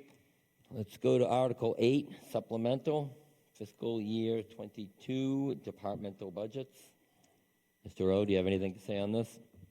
So, yeah, I don't know if we have a representative from the Southeastern Regional here, but there was a change, apparently, late spring, right around the time of town meeting. And in the scope of the, what's called the ESSER, the ESSER 2 grant from the federal government. It's COVID-related, I believe. And there was initially there was a allowance to credit the assessment of the member towns against their assessment. And apparently that changed right before town meeting, so we weren't able to make the change at that time. So now they're looking for an additional $65,524. This is, of course, sort of problematic because we're only a third of the way through the fiscal year. And we really don't, departments really don't have any money that could be turned back to cover this cost. So that's the dilemma that we're facing right now. We owe the money. We don't really have a funding source, vacant positions or anything like that we could use to fund this. So, and that's about it. But we do owe the money. So, if we can find some money between now and the town meeting, we would do it. Otherwise, they would need to wait till the spring when we're closer to the end of the fiscal year and have a better idea of what we have left. And I'll be happy to answer any questions. Do we have any questions from the Finance Committee regarding Article 8? I think Eddie has a question. Eddie? Yeah, Bill, the actual numbers from last year's local receipts came in better than we had estimated. Can't we just change one of them and for the 66,000 and call it even? Like the auto excise tax came in much higher than what we had figured. Can we just tweak it by 66 grand and take care of it? Did you hear that question, Bill? Yeah, could you relay that, Dave, please? He said the money that was coming in from where? From it? Auto excise tax, that What excise tax? auto. Auto tax. That money that's coming in, can't you call it a wash with the money that's coming in from that? Mr. Rowe, can you hear me? Yes, I can. Okay. Eddie had asked, because there's an extra amount of money, extra revenue from the auto excise tax that came in much higher than was projected, could that money, some of that money, be moved over to do this? Could that be used to fund this? Is that correct, Ed? Is that what you're... Yeah, change our estimate for the 22 budget. Okay, so any money that comes in during the fiscal year by June 30th has to wait for certification as free cash before it can be appropriated. So free cash would be a possible source. Eddie's coming down here to talk to you. He's going to explain the question to you. No, can you hear me, Bill? So yeah, hi, Ed. So any money that comes in before June 30th. Yeah, I understand that. No, the estimate that we used for the 22 budget for auto excise tax is much lower than the actual. So can we change the percentage up by 66,000 and just call it more revenue and call it even? No, we can't, because we can't budget from fiscal 22 revenues after the tax rate is set, and we expect the tax rate to be set by the town meeting. Oh, so yeah, we haven't said it yet. Okay. No, but it will be set, but we can't have an article on this town meeting to raise and appropriate from the 2022 budget. Yeah. But it could be from free cash. The only thing is that would violate the FinCom's spirit of saying that only 2.9 could be used for the 22 budget. It would you'd be over that. If you're willing to waive that, then that money could come from free cash. I think the, All right, John- well, all right, we can, John, did you have a question? oh, just cut the budget then. I think John has a question. Bill, are you saying that there's money in free cash that could pay this? Not at the moment, but I expect John will have it within the next week or so. Right, which would be before town meeting. Right. So you think there will be free cash that could fund this? I do. All right, well, it's just something we need to, we got to be aware of it so we can consider what we're looking to do, that's all. Right. You know, I mean, obviously it's a I bill. think it would be safe when you're making up the motions for the book, if you wanted to include, the committee wanted to include a recommendation that come from free cash, that would be viable. And this is the only one, right? That's the only supplemental budget was from the Southeastern, right? Correct. For this amount, all right, because I know the number wasn't even filled in the motion, so. All right, thank you, Bill. Thank you, John. Hope you're feeling better. Oh, yeah, we're getting better, I think. Just one of those pesky head colds, I think. So I have a follow-up question, Mr. Rose. So the $65,000 that was originally supposed to go to this account, we withdrew that money because, I just want to get a kind of refresher I don't on think we ever knew we were going to have to spend that. No, I think Mr. We got a letter from them last year saying that our assessment was reduced by this amount $65,000. because they had money from somewhere else, so they could reduce the various members' costs because they were going to be able to use these other funds. So we, being in the crunch we were in at the time, said, well, thank you very much, that just saved us $65,000. And then they came back and said, oops, We need the sorry, money. Okay. we need that money from you now. All right. And Do we have any other questions or comments from the Finance Committee on this? Oh, Diane? I just have one question to Bill. When do we have to pay this? Mr. Rowe, when do we have to pay this is the question. Well, I mean, they expect the money, they've expected the money July 1st. We have been Treasurer's been making quarterly payments based upon the original appropriation, so, I mean, they would need them, they were looking for the money as soon as possible, I'm sure. All right, thank you. Any other questions or you. comments from the Finance Committee? No other questions or comments from the Finance Committee. Any questions or comments from Municipal Operations?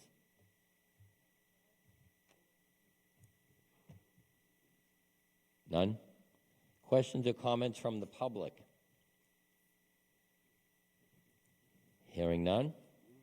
Okay, next article is Article 6, Trash Packer. Do we have a presentation? I think we're done. Yeah, we're all done with Mr. Rowe. I think if he's not on, if he's got nothing to do for the trash packer, we should thank him for his time and let him go. Bill, do you have anything to add on the trash packer, or are you're all done for the night? Are you looking for me, Mr. Chairman? I was just asking if you need any input on the trash packer. I can hang out in case you got any questions. Okay. I was trying to give you the opportunity to go to bed early, I guess. This one is way how to put it. dedicated everybody is. Save me an hour's drive. All right. Well, So- thank you very much, Mr. Rowe, for your time. At this point, before we get in the trash packer, I want to make a quick announcement. I want to welcome Mark Struck to the Finance Committee, new on the Finance Committee. I'd like to welcome Janet Teal to the Finance Committee. I'd like to welcome Eric Anderson to the Finance Committee. And I'd like to welcome Harvey Spack to the Finance Committee. These are the newest members of the Finance Committee. Two of them are moderator appointments, and Eric is from Precinct 2, Harvey's from Precinct 3. Okay, thank you very much. Let's get to Article 6. Yes, Mr. Rowe.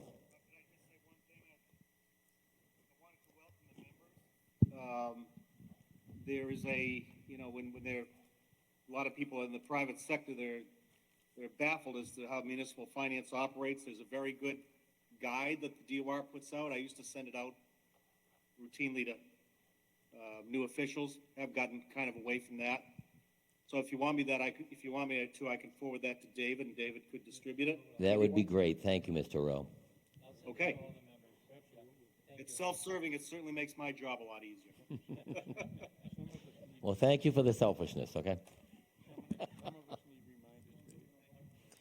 Thanks again.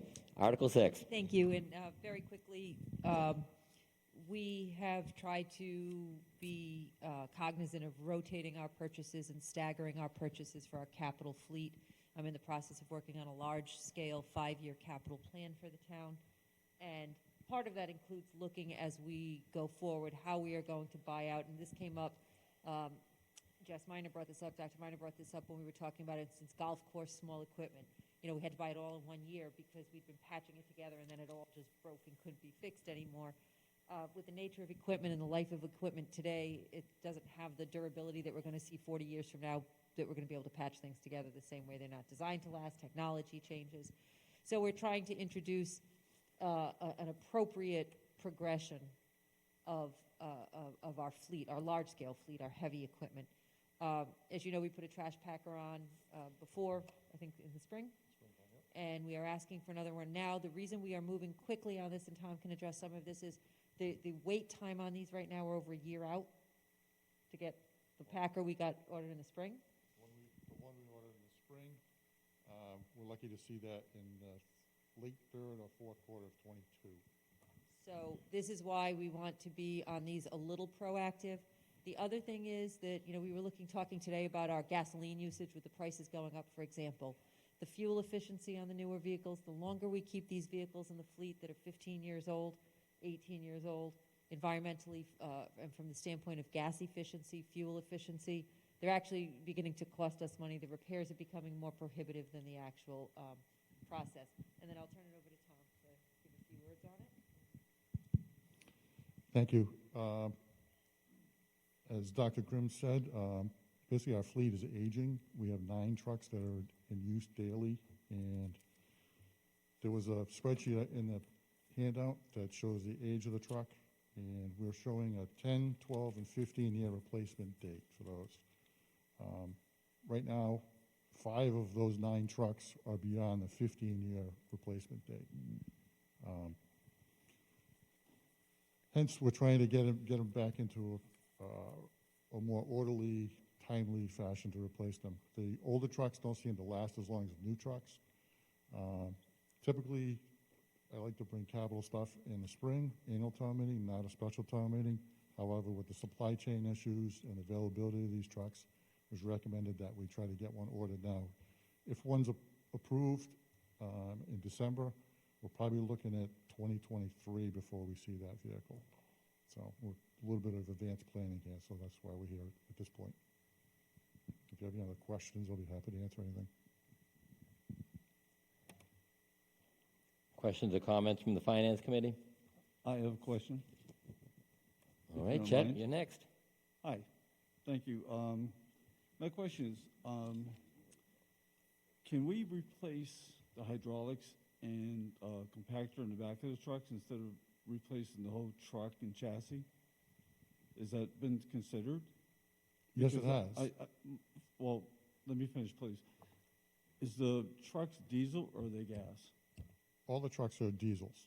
Okay, so they have a longer lifespan than a regular gasoline type truck. Correct. Mack truck, right? Or Volvo, whatever you have here. Yep, they're Mack. Most of them Mack. Our fleet is centralized around Mack. Okay, so I guess what I'm asking is, would it be more feasible for us to buy a new compactor, hydraulics in the back, than replacing the whole vehicle? Is that The shorter possible? answer is no. No? We look at the whole truck overall. Some of the issues we have with the newer trucks where they have a double frame they actually rust out between the two pieces of steel and actually twist. So 2 of the trucks that we have now have issues like that, that are actually not the older trucks. They're the newer trucks that are they're gonna degrade quicker than the older ones do. One truck you see here we have out of service, truck number 19. Right. We are actually, because of the supply issues with this, and there's going to be such a long time before we see a new truck, we're actually going to put a new engine in that vehicle. We're in the process of doing that now to bring that back into service. Again, we're trying to stretch our fleet as long as we can until we can see some replacement vehicles in the future.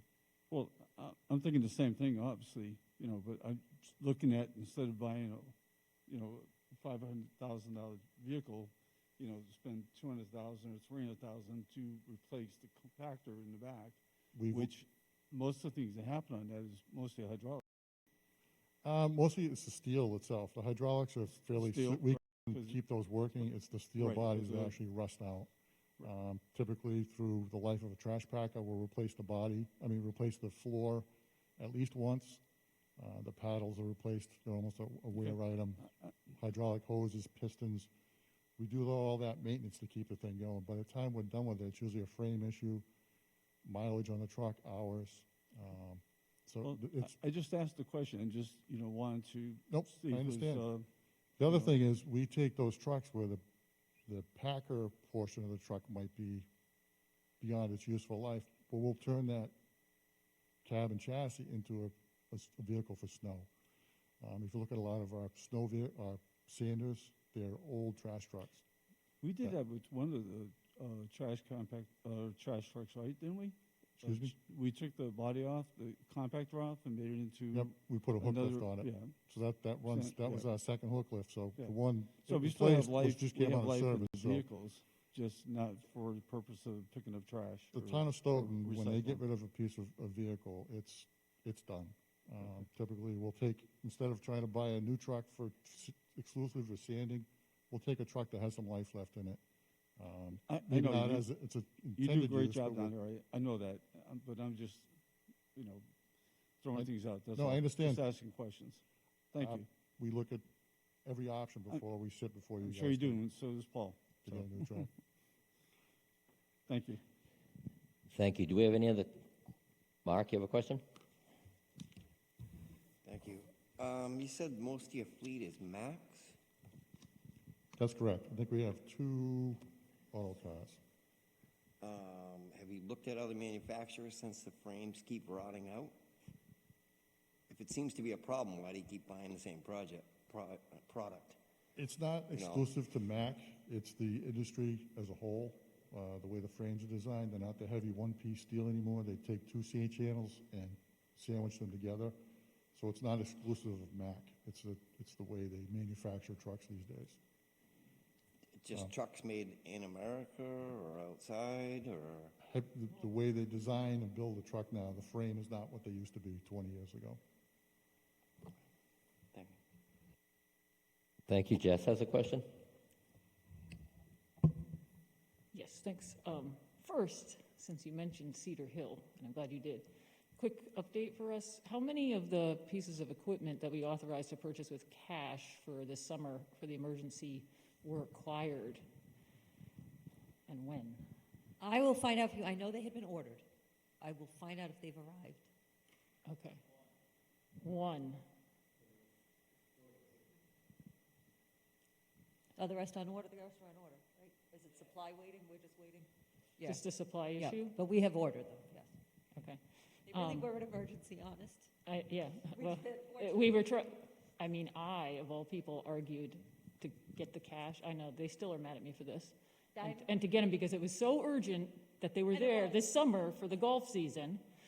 Yeah, urgent. And it was, but wait, but we really would have liked to have had them if they were available. I am looking forward to seeing the comprehensive capital plan, though, for the Cedar Hill that you guys discussed, because I don't want to, I know that there was a promise made publicly that we wouldn't be in the same position again where we're trying to buy all of these pieces of equipment at once.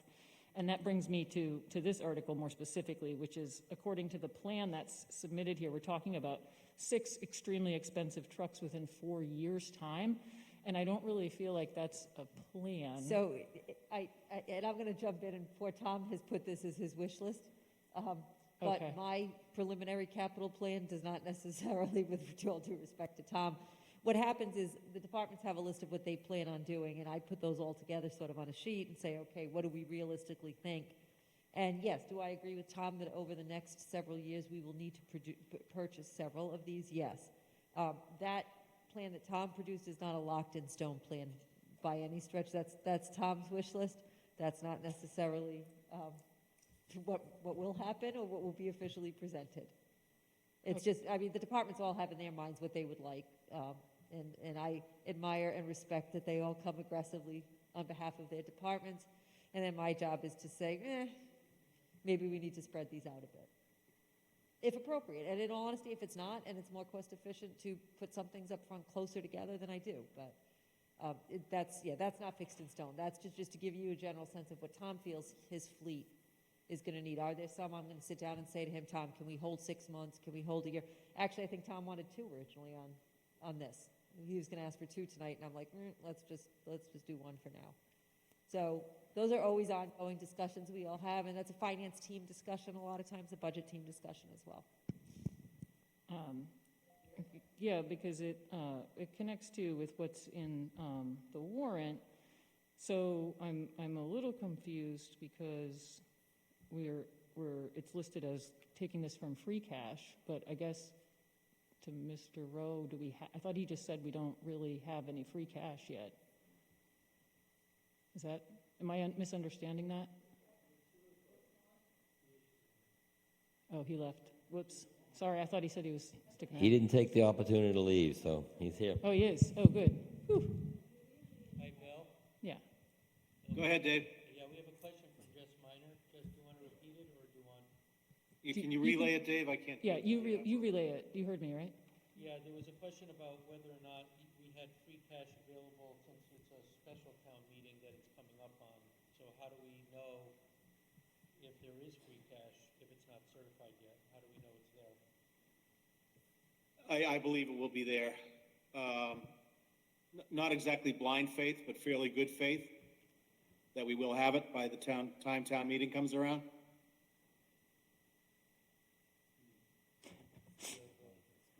An educated guess, let's say.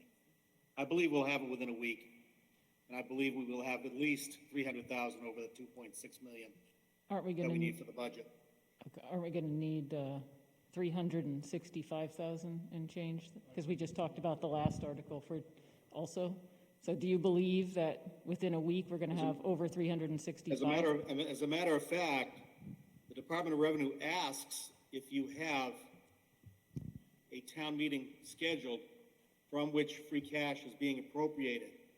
Okay. And that's always a good thing to put that down because they move you to the top of the list. Okay. Would this Well, not the top, but they move you near the top. Does this 300,000 put us in further violation of our own FinCom principles? Well, this is a capital. It's capital. Capital. Okay. So it's not in the budget? Right, okay. But the school 65 is Would. a violation. Okay. And then the last question actually gets to this in the article also. It says to replace, purchase, and or lease. And since these vehicles seem to be disintegrating, I'm just wondering if you've considered the option of leasing rather than purchasing, and how much that would cost on an annual basis, and whether or not that might be a better path than purchasing them and then having to replace them at these high costs.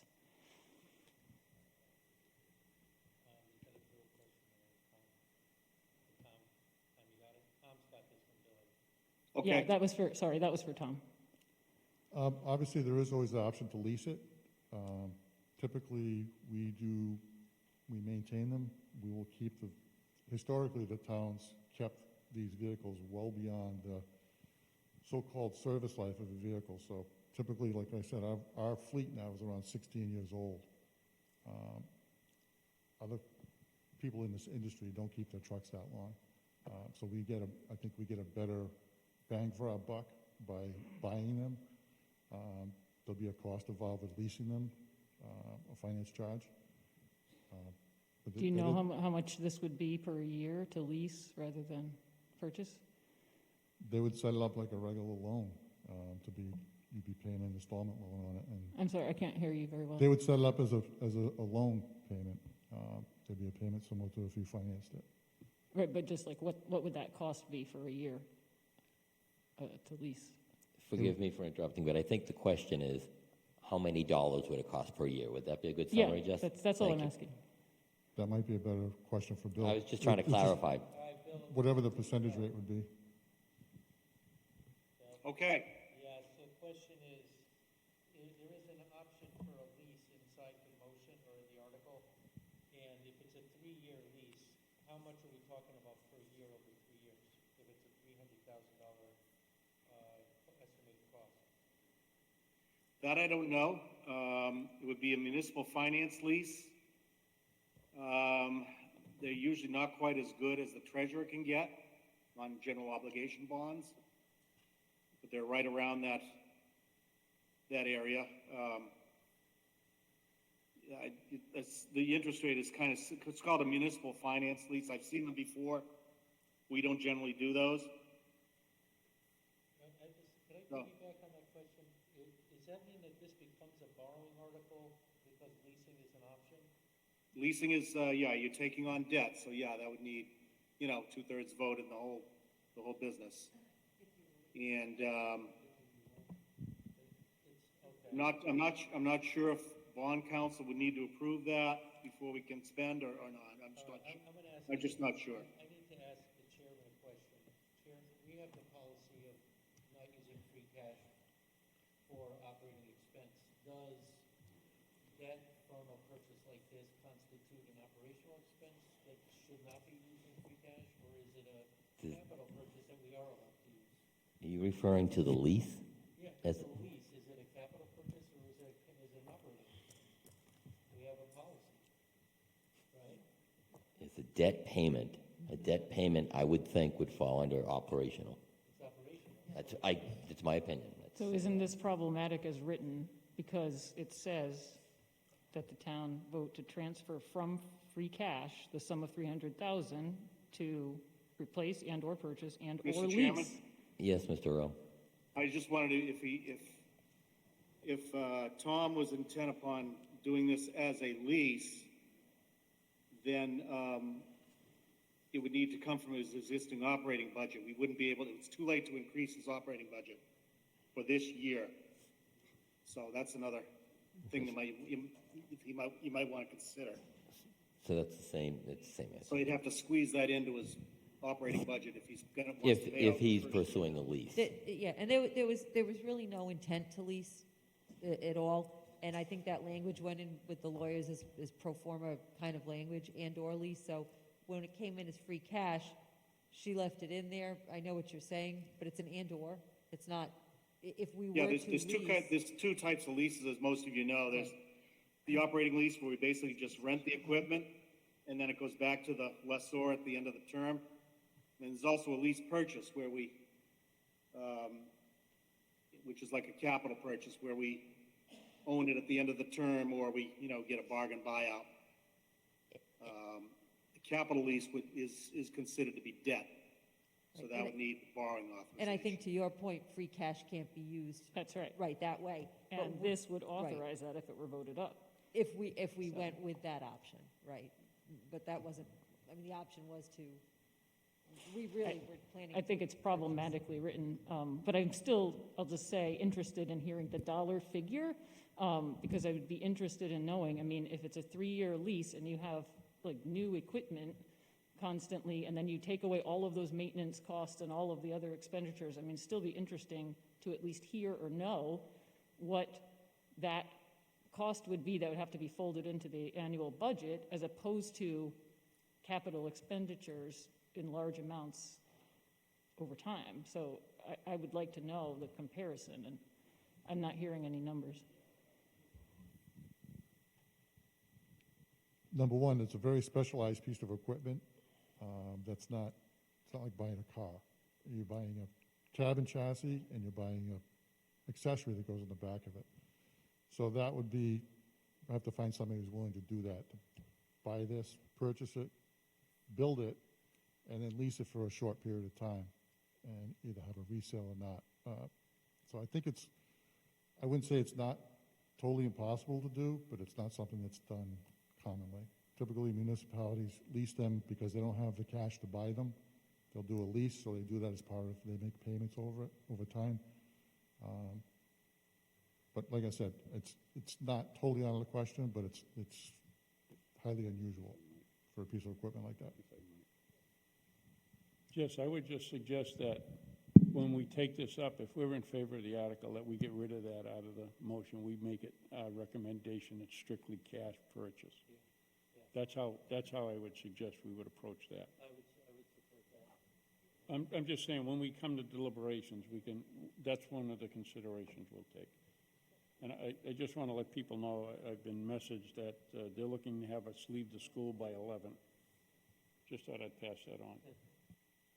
Yeah, but that's 11 a.m., I think is, it's gotta be.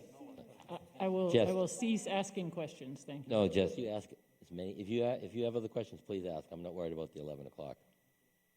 Right. Do we have any other questions, comments from the Finance Committee? Well, I have a couple of questions, and if no one else has any questions, I have a couple. Joel, you have a question? Joel? Hey, Tom. If I understand the backup material you gave us from Ballard Truck Center, they gave you a price for 2 units of around $600,000, and you're only asking for one of the two, correct? That is correct. Okay, that's what I thought. Okay, thank you. All right, thank you. Do you have any other comments, questions? Jess? I do have one other tiny question. If this were authorized and a piece of equipment weren't available until a couple of years out, do we pay the cash now and then wait for it to arrive, or when it's finally there, we pay the cash then, years away from now? We pay for it on delivery, but we need authorization to issue a purchase order for it, to actually place an order for it. So it wouldn't actually come off of this fiscal year's budget, or the free cash from this year, because the payment would actually be happening years out, correct? I mean, the authorization would come now, but the payment would come in 2023.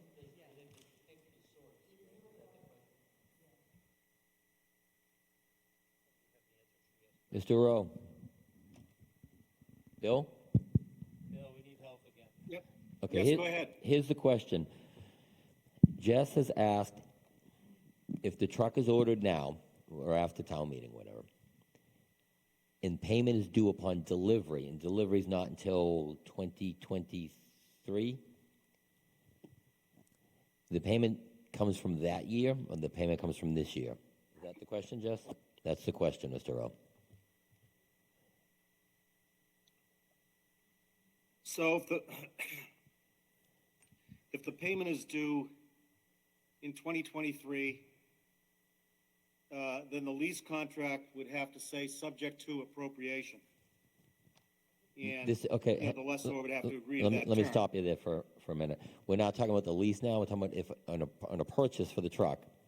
If it's ordered now, we've been told that it's going to be delivered in 2023. The payment's due upon delivery. So Jess has brought up the question, if this is, passes, does the money come out now or come out in 2023? In other words, what budget's it coming from? If it's over 50,000, he couldn't pay for it out of his operating budget. That's number one. That's prohibited by the town bylaw. So this would need to be, a special purpose article that carries over. This wouldn't be coming from his budget, though. Yeah, we're told that it's approved. Hang on a second, Eddie's got something down there.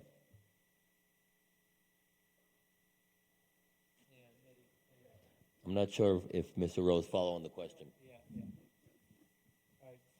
Bill, there's an article for the trash truck to be paid for by free cash once you certify it. Right. What year? That's the motion as it currently stands. Yeah. What year does the money get put aside if the truck's not here till 2024? Well, that money's good for 3 years. So it sits in a reserve or whatever somewhere? Yeah, it sits in an article, and then. Okay, when so the it's money ready- comes out now, and it just sits in a piggy bank or a... Yeah, it sits in a special purpose article carries over. They don't expire, well, they do expire now under the sunset bylaw, but Does that answer your question? it's not like a budget that expires at the end of the fiscal year. money cannot be used for any other purpose other than that. All right. Correct. All right, thank you, Mr. Earl. Yeah. Do we have any other questions or comments from the Finance Committee on this trash truck? I have a question. We can ask Muni Ops. Municipal Ops have any questions?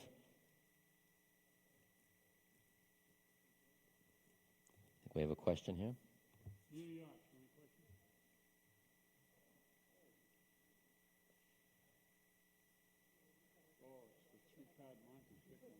I get my pick.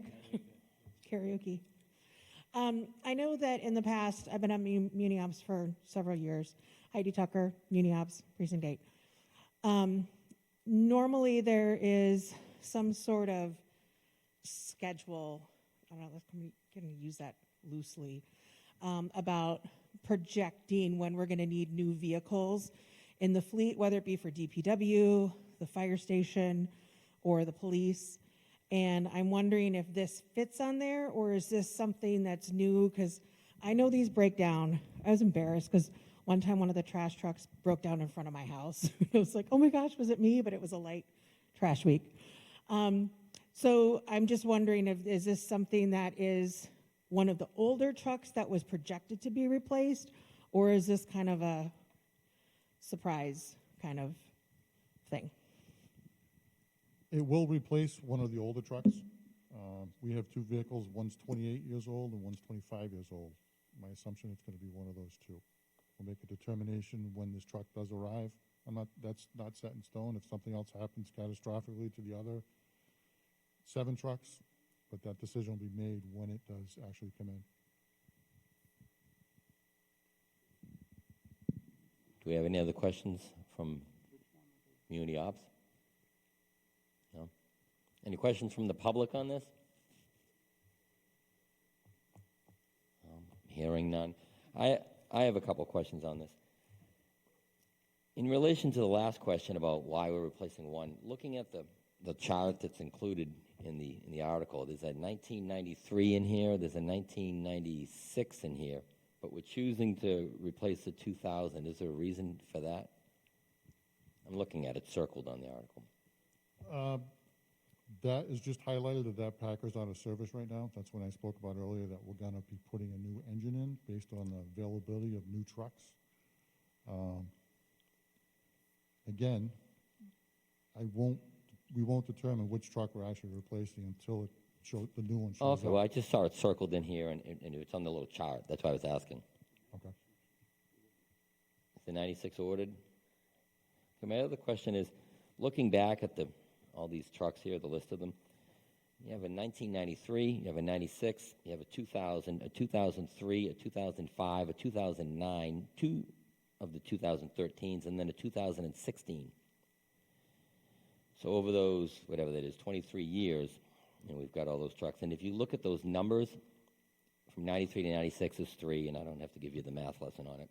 But the spacing of these orders and from 2013 to 2013 is 0, because there's 2 that year. If you add all this up and divide it out, you're replacing the trucks on average every 3 years. Actually, it's less than that. But the last truck that's on this list is a 2016. So if we get the next truck in 2022, why is there a 6-year span when we historically have had roughly a 3-year replacement? Like, did we get off of a plan? Were we used to be on like a 3-year plan and now we're not? Because now we're in a situation where the town is looking at this proposed schedule of replacing a truck every year now. Whereas before it was always 3 and then we fell off the schedule. So, to be honest with you, there was a lot of other capital items that the public work was asking for in the last 6 years. A couple water stations, other capital stuff that was chosen to be more prudent, more important than the trash truck at the time. Every time I go before the Board of Selectmen with a list of stuff, what can you do without? What can you do without? And unfortunately, we went without a trash truck for a few years, and we're in this situation now. I guess what I'm asking is how we get in the situation. I mean, I didn't know if we used to have a different plan. I didn't know. No, that's just the way it is. All right. And some of the older trucks that we used to expect to get 25, 28 years life out of them, they're failing. That 2003 was one that failed. All right. I mean, I like the idea. It's a combination of both things. Okay. It goes back to the point of truly having capital plans and sticking to them so that you don't have the surprises. Okay. Then in maybe, I wasn't here in 2017 or 18, that we had some extensive public works purchases that had to happen, so trucks got put on the back burner. It all goes back down to a capital plan. I mean, I understand we need trash trucks because otherwise there's no trucks to pick up the trash. Yeah. And ideally, But you it- shouldn't be buying one a year. But on That's the other hand, yeah, we're looking at $1.5 million over the next few years, when historically speaking, we replaced them every 3, and now we're in a situation now at a time we really don't want to be in a situation like that. But thank you very much. Any other? If I can expand on that a little bit, part of what we're trying to do is get our replacement date down to a more realistic date. We're not going to get the 25, 28 years out of a truck anymore, so that's why I put those 3 columns there. And specifically, if you went to the 15-year replacement date, we have 5 trucks that are beyond the date they should have been replaced. Ideally, we should be looking at the 12-year range, just on the reality of how the new trucks are performing. It's part of the business now, unfortunately. We're not going to get the longevity. So that's why we've got some stacked up here. And again, as Dr. Grimm said, this is what I see we need. That may change a little bit. Okay. But All right. the other thing complicating this is the supply chain. Typically, we order a truck in June, we get it by December, January. Now we're talking a year and a half. But we haven't gotten a truck in 6 years, though. So, I mean, now we're in the situation, and just by coincidence, we have a supply chain issue too. But over the last 6 years, we should have already replaced 2 trucks, according to the previous schedule. That's why I'm bringing this up. But thank you very much. Any other questions or comments? I got John has a question. Yeah, Tom, just if you could, is there 1 truck out of service or 3? There's 1. Okay, well, just the way. Number 19, the way it's shown right there, the one that's Well, highlighted. yeah, and the way the chart is, when the out of services there, kind of got rid of the 2 lines above and below it. And so I didn't know if that was covering all It's 3. There's only 1, and that All right, will, that's fine. within a And month then or so, we'll be back in The service. column next to that, you have recycle and then SAN, the rest of them. Can you just tell me what that means? Sanitation truck, and the recycle truck is the recycle truck. Okay, that's the type of truck that you're Correct. talking about. Okay, I just wanted to make sure I understood it. Thank you. Thank you, Mr. Chairman. Thank you. Any other questions or comments? Finance Committee? Questions or comments from Muni Ops? Questions or comments from the public? Hearing none. That's all of the articles. Thank you. Thank you. I would like to, The mic. seeing that, I would like to make a motion to Grab the close mic. the public. Second. I would move that we close the public hearing for the Finance Committee. There's a motion on the table to close the public hearing. There's a second. All in favor? Aye. All opposed? Public hearing's closed. Does Muni Ops want to close their public hearing? All right. Thank you. I just thought it. And Mr. Chairman, I'd like to move that we adjourn. Before we do that, we should talk about the plan here. Obviously, we have to get our votes done. Yes. And you were But we have to be out of the building in 2 minutes, posted that for so, Monday, right? Yes, we have a meeting posted for Monday. 7 o'clock at Town Hall. okay. Monday, 7 PM? You have a motion? So I move that we adjourn. Do we have a second? All in favor? Aye. All opposed? Thank you all for coming. Have a great night.